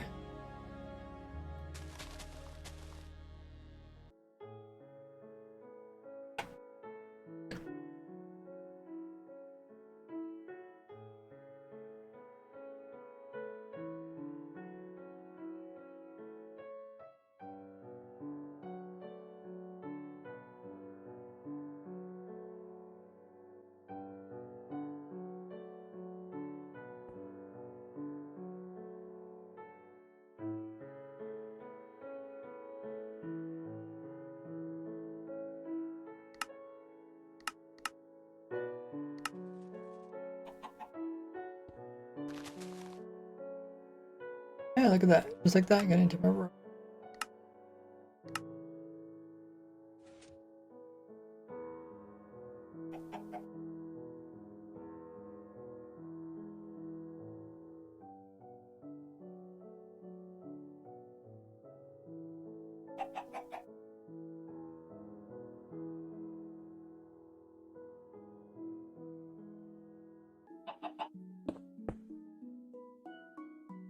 Trim it up a little bit.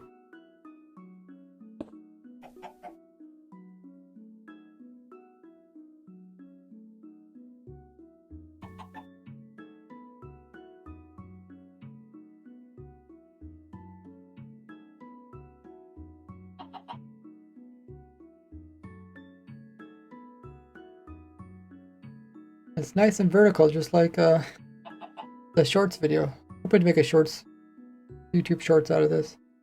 The vertical format.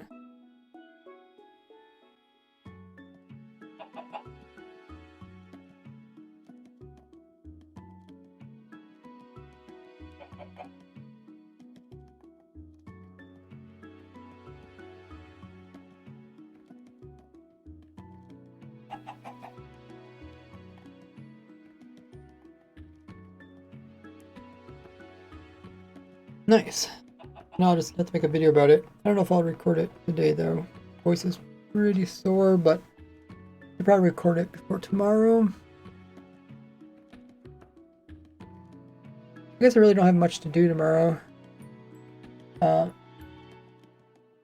Spend time with family, but I think we have one family event at one person's place at noon, and we have another family event at another place at supper. So we're actually having 2 Thanksgivings. So that should be, I should have hopefully the morning free. I can work on making a video about this. Noise, noise, noise. But I need to save my voice because I'm sure people will be meeting a lot of my relatives I haven't seen for a while. So I really want to talk about stuff. You guys know me. I'm not much for talking. I'd rather listen to people than having to talk too much. You always learn more from listening than talking. Okay.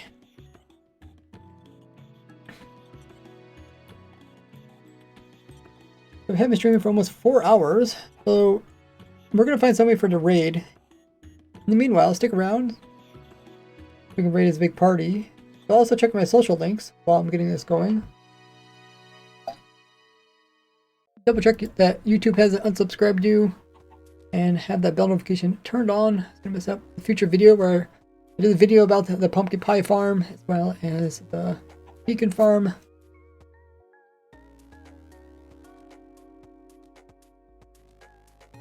And of course, we're gonna do a bunch of other videos when we get around to recording all those. It's always fun designing them. When it comes to actually recording the videos, not too bad. But then if you have to edit the video too, and it's kind of tough. Seems like a lot of work. Lots of work. How about we raid Rendog? I've did some collabs with them. See what they're up to. They're always doing something really fun. He has a really good personality and humor. If he's still streaming.